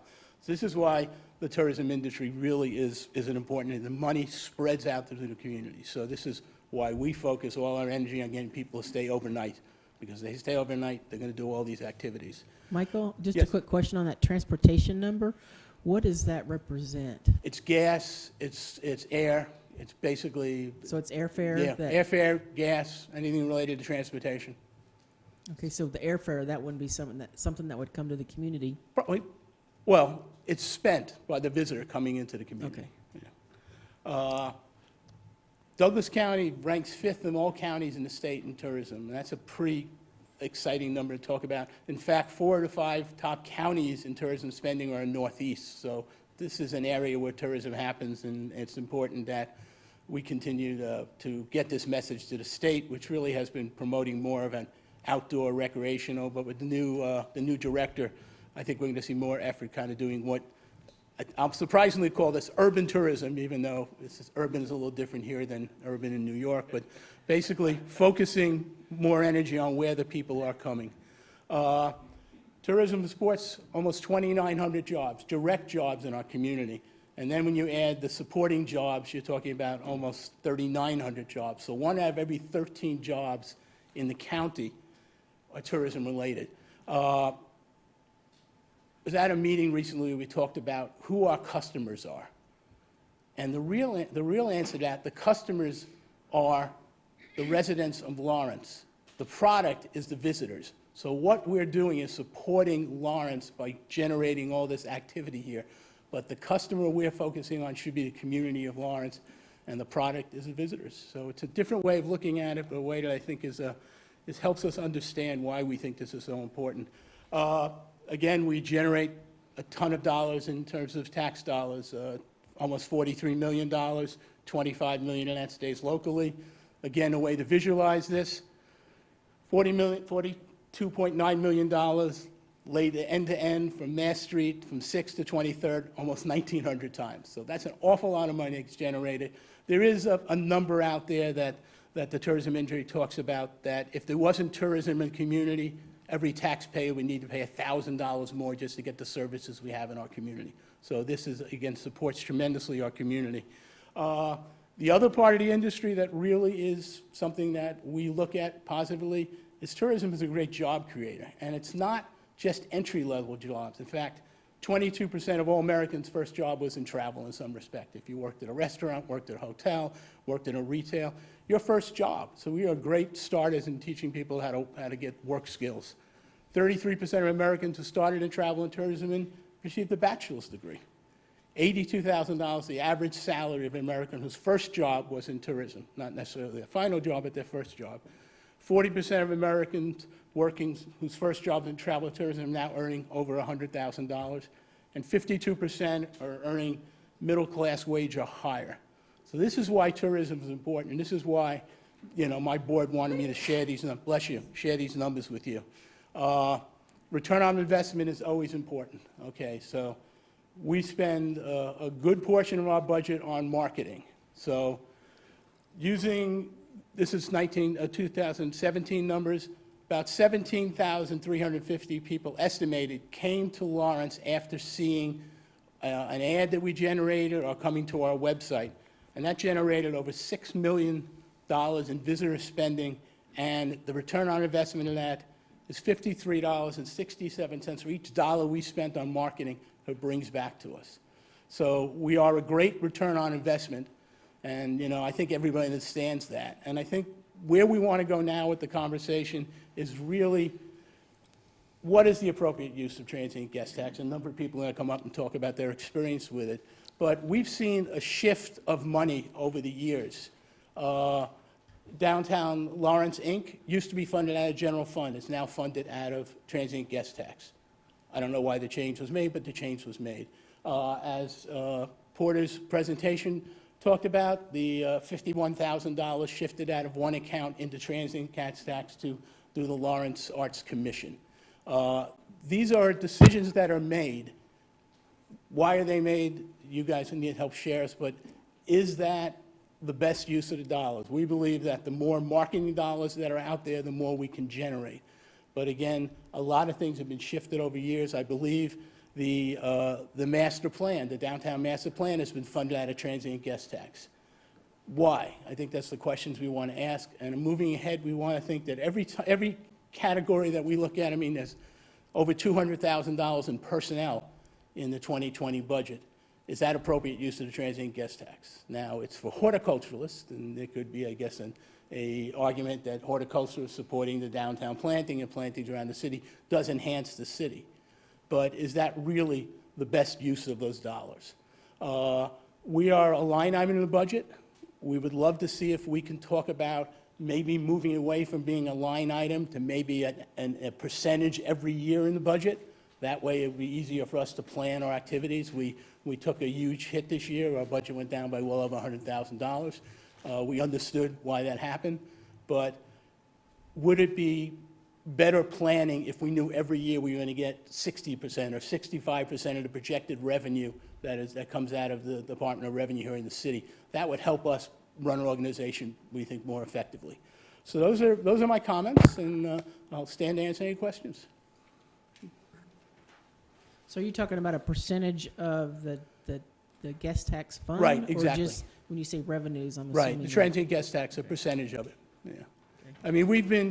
Some years we've got us 55, 57, some years we've been 48. Now, a lot of that is sort of based on how much you're planning on spending down of the reserve, which the city has done a lot over the last years. That you're spending less of the reserve than you did last year, so our percentage is a little bit higher. But we want it to be on the actual revenue generated.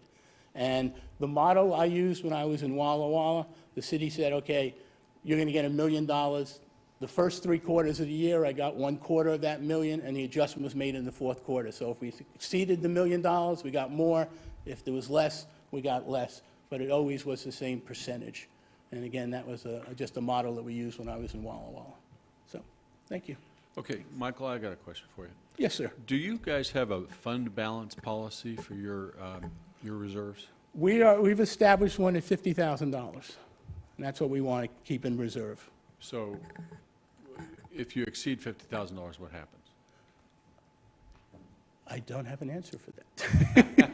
I'll be interested in knowing what that... We want to have a reserve because there are opportunities that come up that we need to take advantage of. The idea that could be, you know, a major sporting event that we need to come up with $30,000 or $40,000, do a bid and things like that. We just have a standard part, right, if it's having a reserve of 50. We haven't determined what happens if we go over that. We have a large fund balance. It has been spent down tremendously this year. The visitor center cost $100,000 to build out, and moving forward. You just did a ribbon cutting today. Yes, and moving forward, the visitor center is about a $40,000 a year expense for rent and utilities, where we never had that in the past when we were at the depot. Any other questions for Michael? Thank you. Thank you. So we will open it up for public comment at this time. Well, someone has to go first. And since I put statistics together but no fancy charts, I don't want to waste those. I'm Steve Novak. I'm the executive director of the Douglas County Historical Society and the Watkins Museum of History. And you don't have tourism unless you have an attraction for a tourist to visit, and the Watkins Museum represents one of those, which I think fortunate for us, but I also think fortunate for downtown, is located right here downtown. This past summer, we received a TGT grant of about $5,500, and with that, used some of that money to support programming and promotion for our actually, it was a series of events over a 3-day period, Civil War on the Western Frontier. And I just wanted to share with you a little bit about what we learn from what that kind of investment, what that yields for us. And Civil War on the Western Frontier this past year drew an audience of 828 people and generated 21 room stays. But we also found out with the surveys that we did that 42% of the participants in the program indicated they were going to eat a meal while they were downtown. Another 32% said that they were going to have a snack, and 23% said that they were going to shop.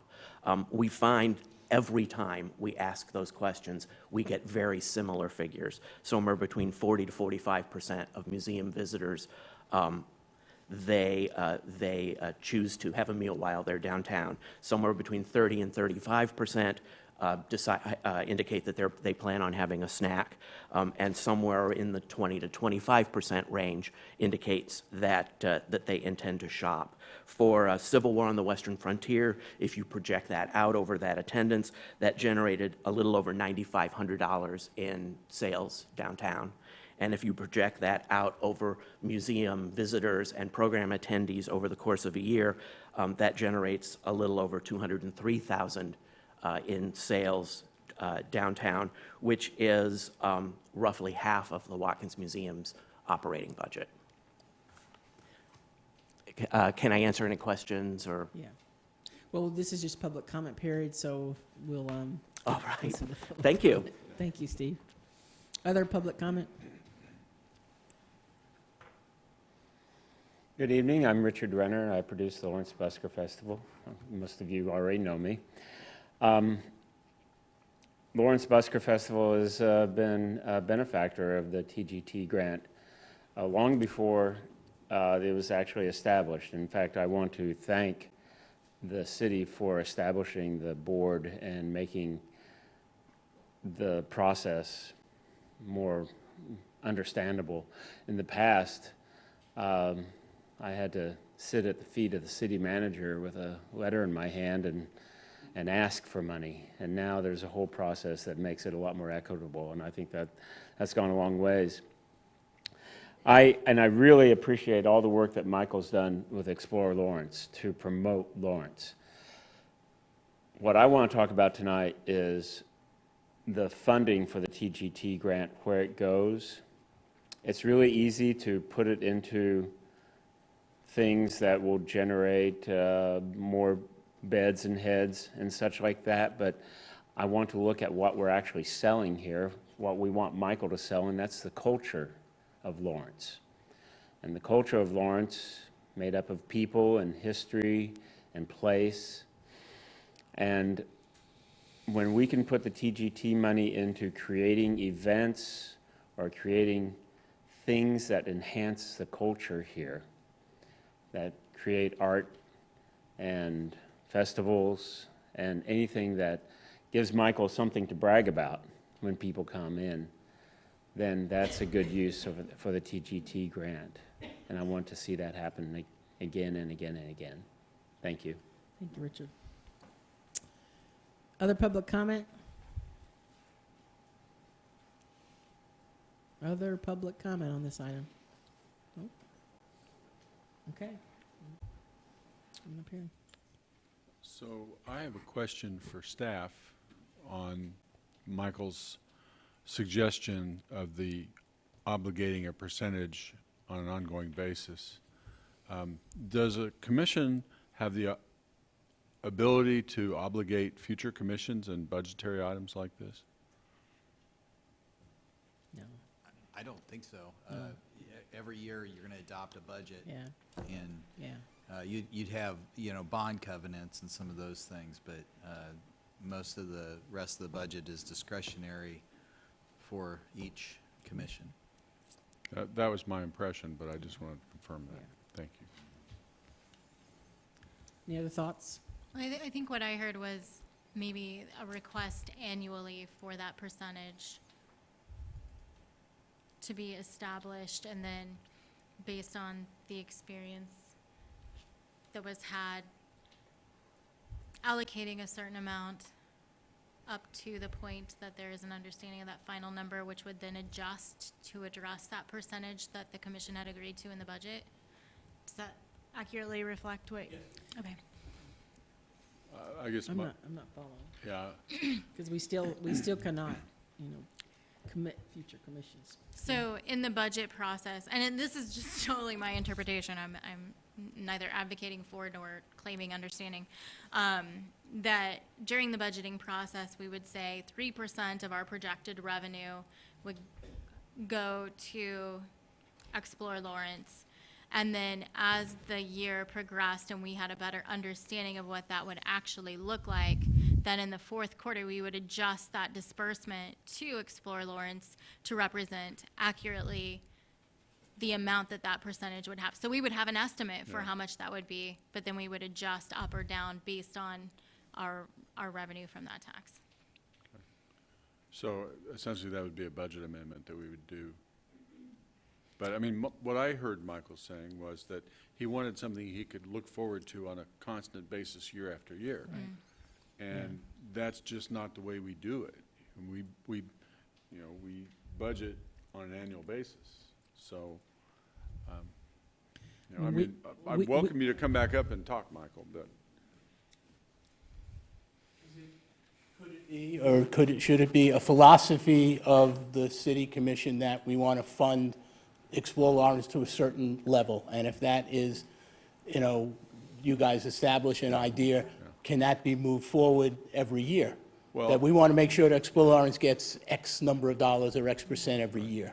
And my point would be, Michael, that commissions change regularly. Right. So that, it's all really discretionary on the part of the governing body at the time that the budget is adopted. Okay, so. That's my. So the challenge that's going to present is that if the city's having a good year, we'll support Explore Lawrence up to this level. If we're having a bad year, we're going to cut Explore Lawrence to another level. That makes it a challenge to run the organization. Again, if it would be a sense of the commission that we should get, again, let's call it a percentage, let's call it a flat amount every year as a base to go through. Should Explore Lawrence get $1 million every year as a base and then fluctuate off that? Again, it just is the challenge of this year, because of budget challenges, we received a big cut in our number.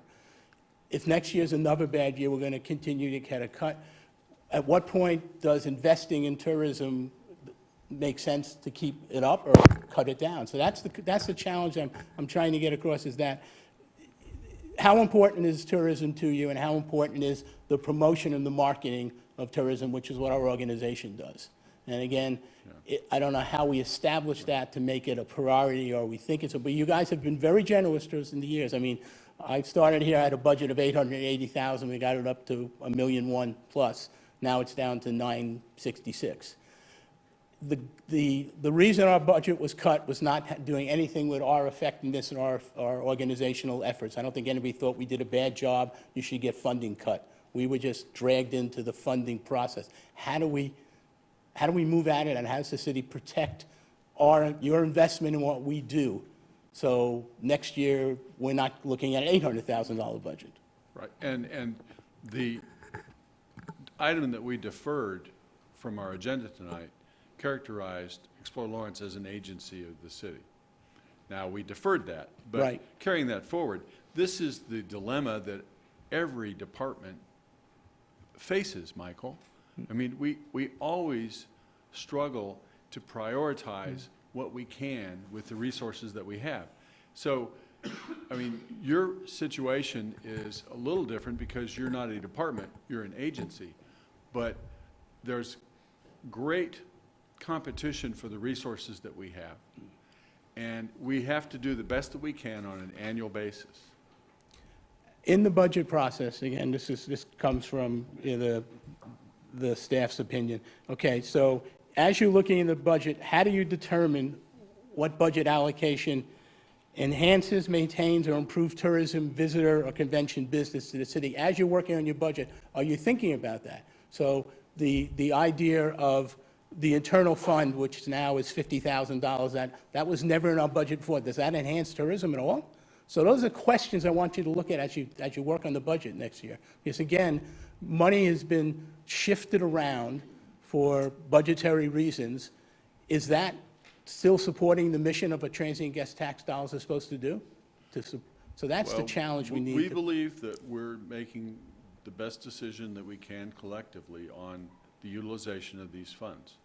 And the commission next year will be faced with the same question. Okay. So I want to say, Michael, that, I really appreciate the work that you've done.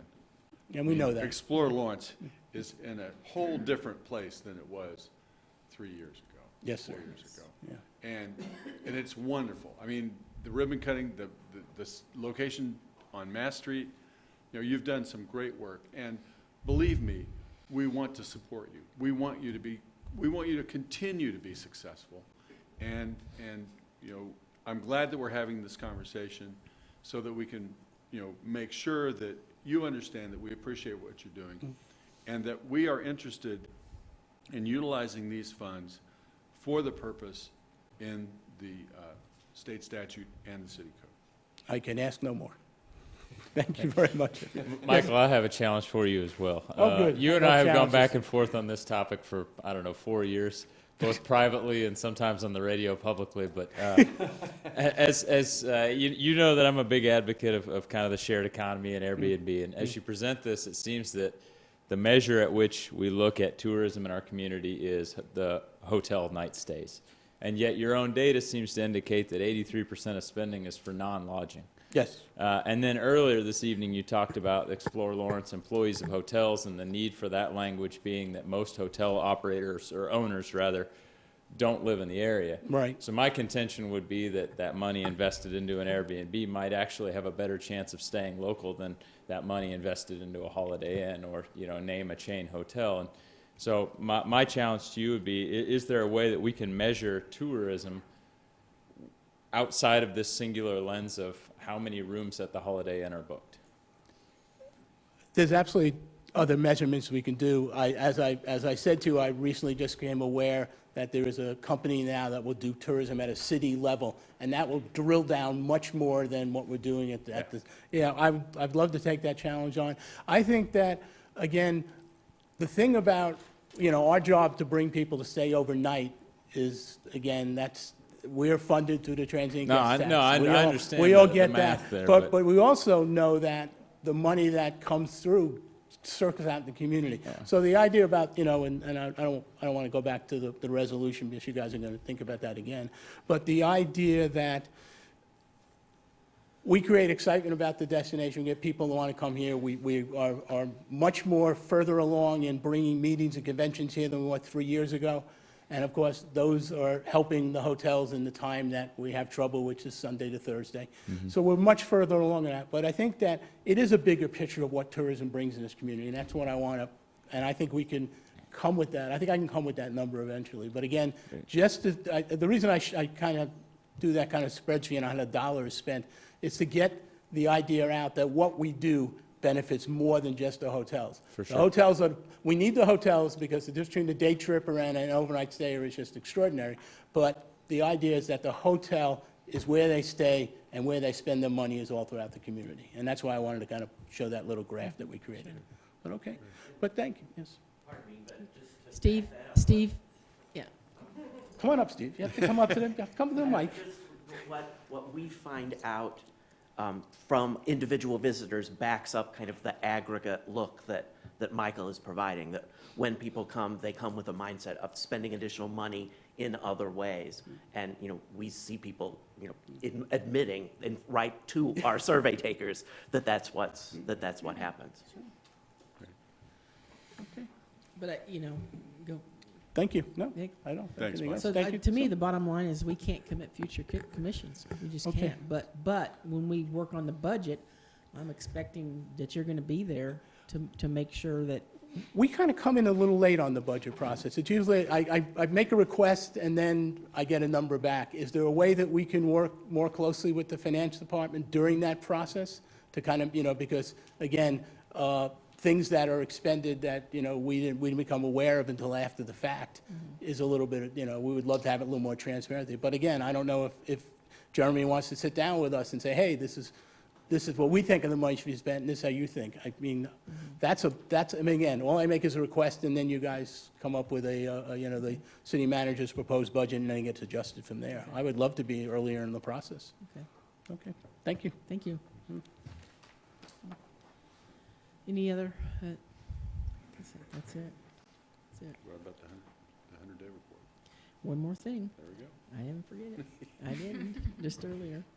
So we're up to the city manager's 100-day report. I appreciate that Porter's lowering that for me. Yeah.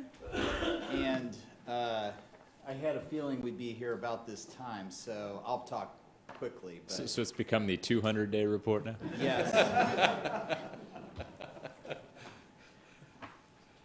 Thanks. So I am very, very excited to be here. The 100 days has been a wonderful experience. I felt, and I said this a number of times, I felt indulgent that I got to go out and explore everything. We had a great team that kept everything running, and I just got to explore Lawrence a little bit more. And what's neat is I think I've met everybody in this room, and that's an amazing thing to say, and so I appreciate that. I also came in right at the budget time, so maybe that has something to it. But I just wanted to, and I've never advanced anything up here, so click. So my process, as I proposed, was that I was going to have a lot of community meetings with leaders and key stakeholders. What I did during those meetings was I met with people and I asked them just very basic questions. What are the best things about this city, and what are the big challenges ahead? Just real easy ones, and it prompted great conversations because there's tremendous pride and there's tremendous anticipation and there's tremendous energy and expectation for this community, which is what I thought I was coming to, and it was even more so than I had expected coming in. I also asked who else, which was a new challenge for me because that's just setting another group of meetings and new community connections that I'm going to be making in the future. So yes, this was to get as fast a start on a network in this community as I possibly could, but it was also to continue that process and expand that list because we've got a lot of wonderful people here. And the other thing that I just kind of want to share that was a surprise and a big learning opportunity for me was I was meeting with people who are known community leaders. I got these names from people that said, yeah, you need to talk to this person, and this is definitely a person. And I say 65 plus, that's a lot of meetings in 100 days, but we have 100,000 people here. And it really, it came to my attention early because I was seeking out people that weren't on everybody's list. And that was a really good thing that I did. And then what it showed me was it's a lot harder for somebody that sits in an office here in downtown between 8 and 5, and people just come to my office that are available to meet with me. That in and of itself has limited the people that I'm going to talk with. So I've started to try and reach out and find ways that I connect with the rest of the community who aren't necessarily privileged in that way because, as we saw tonight, they're so important to the fabric of this community. So that's going to be an ongoing thing, and I didn't realize how hard that is, which is a lesson in and of itself. So I've appreciated that part. I like to be surprised with learning opportunities. I also took the time to meet with 850 of our employees in dozens of the locations. We have 65 that actually house employees, and we have 254, I think, was the updated number of actual buildings that are in our portfolio. So that's a big number. That surprised me. I think it surprised a lot of people here, too. And of course, I got to live Lawrence, so guided by a lot of good suggestions of places to go eat or things to explore or shows to see. We landed here. Of course, I got my family here about a month and a half after I landed here, and we're thriving, and that part, I'm happy to report, is better than I could have hoped for, and that was really important and challenging. So I appreciate that. So what I've observed is, this is a town of history founded on ideals, and it's an activist community from its very founding. And tonight we heard, renewed remarks and appreciation for that very founding. The other part of it that I came to understand about the community that was another kind of surprise was kind of the recognition that this community has, and maybe not as many times as we should, that this part of our world has been here a long time before 150 years ago. And there were people here in this part of our the Midwest that were here long before that, and it's a wonderful, rich history that we are still celebrating and talking about. And Haskell being a great avenue for our learning and continuing to understand that, I think, is a wonderful thing too. So I would recognize that that was a big piece of my learning. We take care of each other, and this is a quote that I heard in multiple forms. This is a direct quote from somebody in leadership in our community, but I heard a version of this in so many of the meetings that I had. So it's really important, and I think coming from the outside and honestly, in having special needs children, I can tell you it is not this way in the rest of the world. I mean, unfortunately, but there is just a passion to make sure we take care of each other. And again, it was demonstrated tonight in a lot of the comments that we heard as well. So I think that's an important, really important thing about this community I've observed. Every voice matters, and all are welcome. This again something that doesn't happen everywhere. If you have status, then you get heard. You have access. You get heard. I really feel like it doesn't matter. Kind of that doesn't matter. What matters is you're coming to the table and you're trying to make your community better. And I think I've really recognized that that's just kind of an institution that is valued here. The thing that, was more of a surprise to me and something that you'll hear me probably drone on about for the years to come, the many years to come, is our infrastructure. We aren't even sure right now yet how bad it is. And you approved on the agenda tonight an assessment tool that's going to help us understand our pavement condition. That's part of a 2-year discovery process to really get a handle on how big a nut this is to crack. But it's worse than what we have been talking about, and I think that's true. I'm making sure Dave's nodding his head. Maybe by multiples as far as economics are concerned. And that's something we just, it is what it is, and that's something, though, that we cannot continue to kind of neglect and not talk about. It has to be addressed because infrastructure is hugely expensive, and it just starts degrading the minute that it is put into the ground, and whatever it is, or the buildings that we own and maintain. Those are all just really big pieces of what we're obligated to do as soon as we start the construction. So we haven't been doing systematic capital improvements, and we are now, and we're at a starting phase, but it is something that needs a lot more attention, and will, as long as I'm at a microphone, it will get that attention, and then we have some really hard decisions to make as a community. I also think that there's opportunities for longer-term thinking and big bets and pure proactivity. We had just like we had kind of our first real CIP a couple of years ago, we had our first real strategic plan, and that's something that is really important for us to set a high horizon and to look years into our future, not just 4 at a time or 2 at a time. And I think that's really something that maybe hasn't been happening in the recent history, the last few decades. I haven't seen evidence of that, and I think it's what great communities really do, and we deserve it. In coordination, cooperation, the spirit of we all jump in and do something is evident. An organized way that we do that, that we agree upon, is not as evident. And I think that's a great opportunity, that in my observation. So about the city, smart, caring, passionate people. I won't drone on about that, but it's the awesome thing about this community, and so I'm really excited to be a part of it. The downtown is the heart. I did these slides before I knew you guys were going to be in the room, but the downtown is the heart.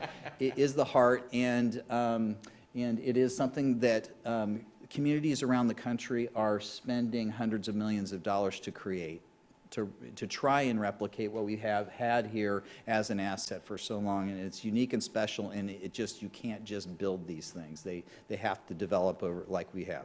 Economic development is another missing piece, just like infrastructure. There's a lot of efforts and a lot of conversation going on, but primary jobs are really lacking in a town our size, and as big a piece as the 3,600 some jobs that we saw about in tourism, that's a big chunk of what we have. We need some primary industry jobs that pay a great beyond living wage and that raise our economy. And I'm stating the obvious, but I just want to emphasize that should be where what we're talking about and investing in. The universities are special. KU and Haskell are so vital, but a lot of people told me have so much unrealized potential, so we need to do more of that. Social services, 650 not-for-profits. Somebody told me that fact, and it was startling now as I've shared it with other people, startling. And I just did quick math, and just like we have all of those tourism-related jobs, over 3,000. If you only have 5 employees at each of these 650 on an average, some of them are bigger, some of them are smaller, that's almost the same size. It's a big industry for us. But again, I go back to, are we maybe having the impact that we could with the same resources that we're investing? This isn't the most positive thing, but I think just to make you feel better, City Hall, city meetings, this is generically true. We're using the same models. We're doing a pretty good job of this model, but it's been in place for hundreds of years. And it doesn't make people feel good in the modern world. It's not like we have problem solving in this format in other companies or other places that we live in this world. So I'm really interested in finding a way that we get a better process, and we're going to really experiment. I hope that we can be innovative, even in a national level, about the way we engage our public, and I think we can. I think it'll be so much better. It can't be a lot worse, with all due respect to what we do here. No, I mean, we make good decisions, we still churn out good decisions, but there's such a level of improvement that could be here, and I think we can be a part of that. And I just say, it's not, don't worry, I'm really excited about being the city manager, but I did hear this quite a bit, and I think it's a cultural reflection, you know, oh, you're city manager, good luck with that, and I wouldn't want your job, and they say that of yours as well sometimes, and I think that's just sad and tragic because we're doing such wonderful things, and you represent, and I intend to represent, the best parts of this community. And so I asked Sherry to pull some data, and this is a 22-year snapshot, the last 22 years, the average commissioner tenure was 4.8 years. Take out the Amex effect, and it's 4 years is the average. And so it's something that, you know, just being selfish about what I need from you, you know, we need to have big things that have fingerprints on them as the community continues to look way into the future and do big, hard things and taking those steps year to year to year. And so having somebody that was part of that vision being established and they can make those incremental, progressive decisions and hard decisions is something that can be. It's not the only way to do it, but I would just say, I think we need to make your job easier as a city manager. Part of it is making your job easier, and so that it's rewarding and that you can feel like you're making the traction, we're making the progress. So I intend to work on that. That's a priority. And I contrast it with something else that was very inspirational to me, and it just is trying to reinforce the point. So I did go this is the kids' hub alternative presentation at the library, and some of you were there too. And I bring it out because it was, you know, a lot of people were proud of this and described, yeah, were you there? Oh, it was so great, and I'm just so inspiring, and that's the best of Lawrence. And those kids are just so great. And I saw it with this other lens that isn't, it's because I was inspired the same way, but what if that's how we did things in this room? Because those children, they were incredible, of course, but they also were so supported by everybody in the room, and everything that they considered or talked about, they were vulnerable, but they were confident, and it was a wonderful thing, and it created such great positive energy for a controversial thing. And yes, there were some missing points, as somebody that's been involved with urban planning might have missed. There's a few missing points, but the point wasn't what was missing, it was what they were doing and how they were doing it, and the spirit in the room was so supportive. And I'd love to see this room feel that way most of the time. And I think it's achievable. It's the same community that did the same kind of conversation. So, about the organization, which is, you know, the biggest part of my job, although it's not as public sometimes, just making sure that this awesome organization is as good as it possibly can be. I met with these proud, dedicated, and talented employees. They shared a lot of good things with me, and they were pretty open with me about things they'd like to see better. But they all were just so wired into, we know this community. Most of us live here. We love it. We love what we do. We feel a calling of public service, and they show that here in the work that they do. It's, of course, a very broad range of things, and you look at this budget, $240 million budget. We do a lot of different things, most of which are not appreciated or talked about day to day. There's people doing that in the middle of the night, and it's really heroic work. at the same time, they're seeing some change fatigue, so we've put in, and my predecessor, Tom, he did, I think, working with you, said we want to see some things change, and we did those things, but some of those things, created a lot of fatigue and a lot of questions still that remain, and so we need to support them in making sure that those changes are understood and that we get the whole value that was expected out of the changes that we made. And I don't sense from the employees they get a strong feeling, and even at the leadership levels get a strong feeling all the time about the vision and the why we're doing what we're doing. What's the strategy behind it? What were we trying to get from this? Why did we do this again? And those are things that are really important for people. We want them inspired by a great vision that's vivid and that they see how they fit in and contribute, and that's what we'll be doing.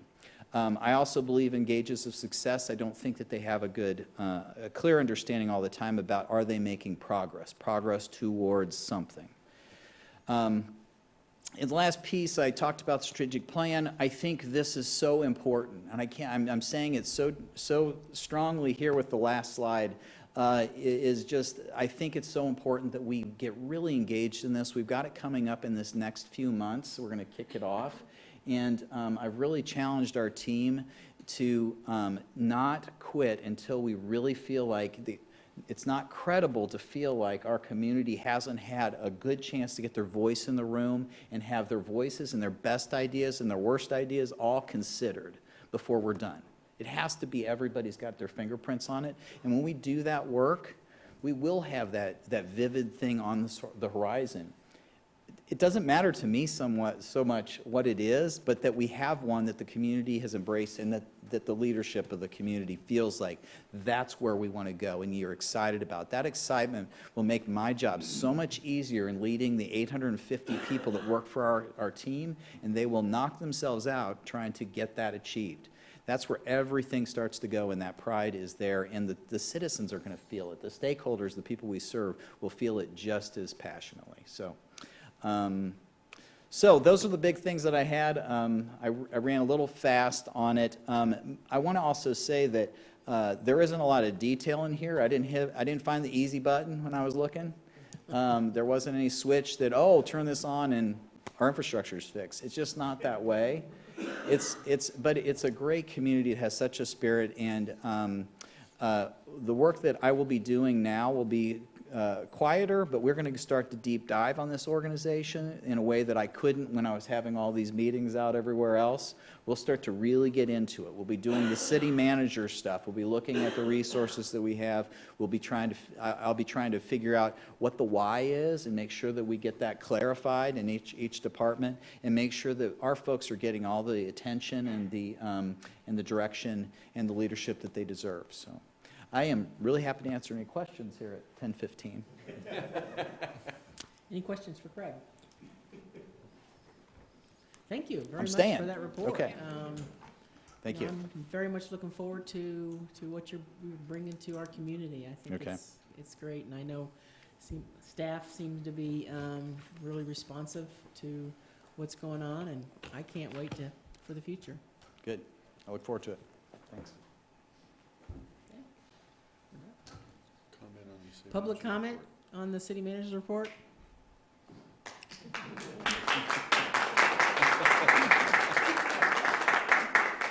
So you're all on board, right? Right? Okay. Look at how you've already impacted the room, Craig.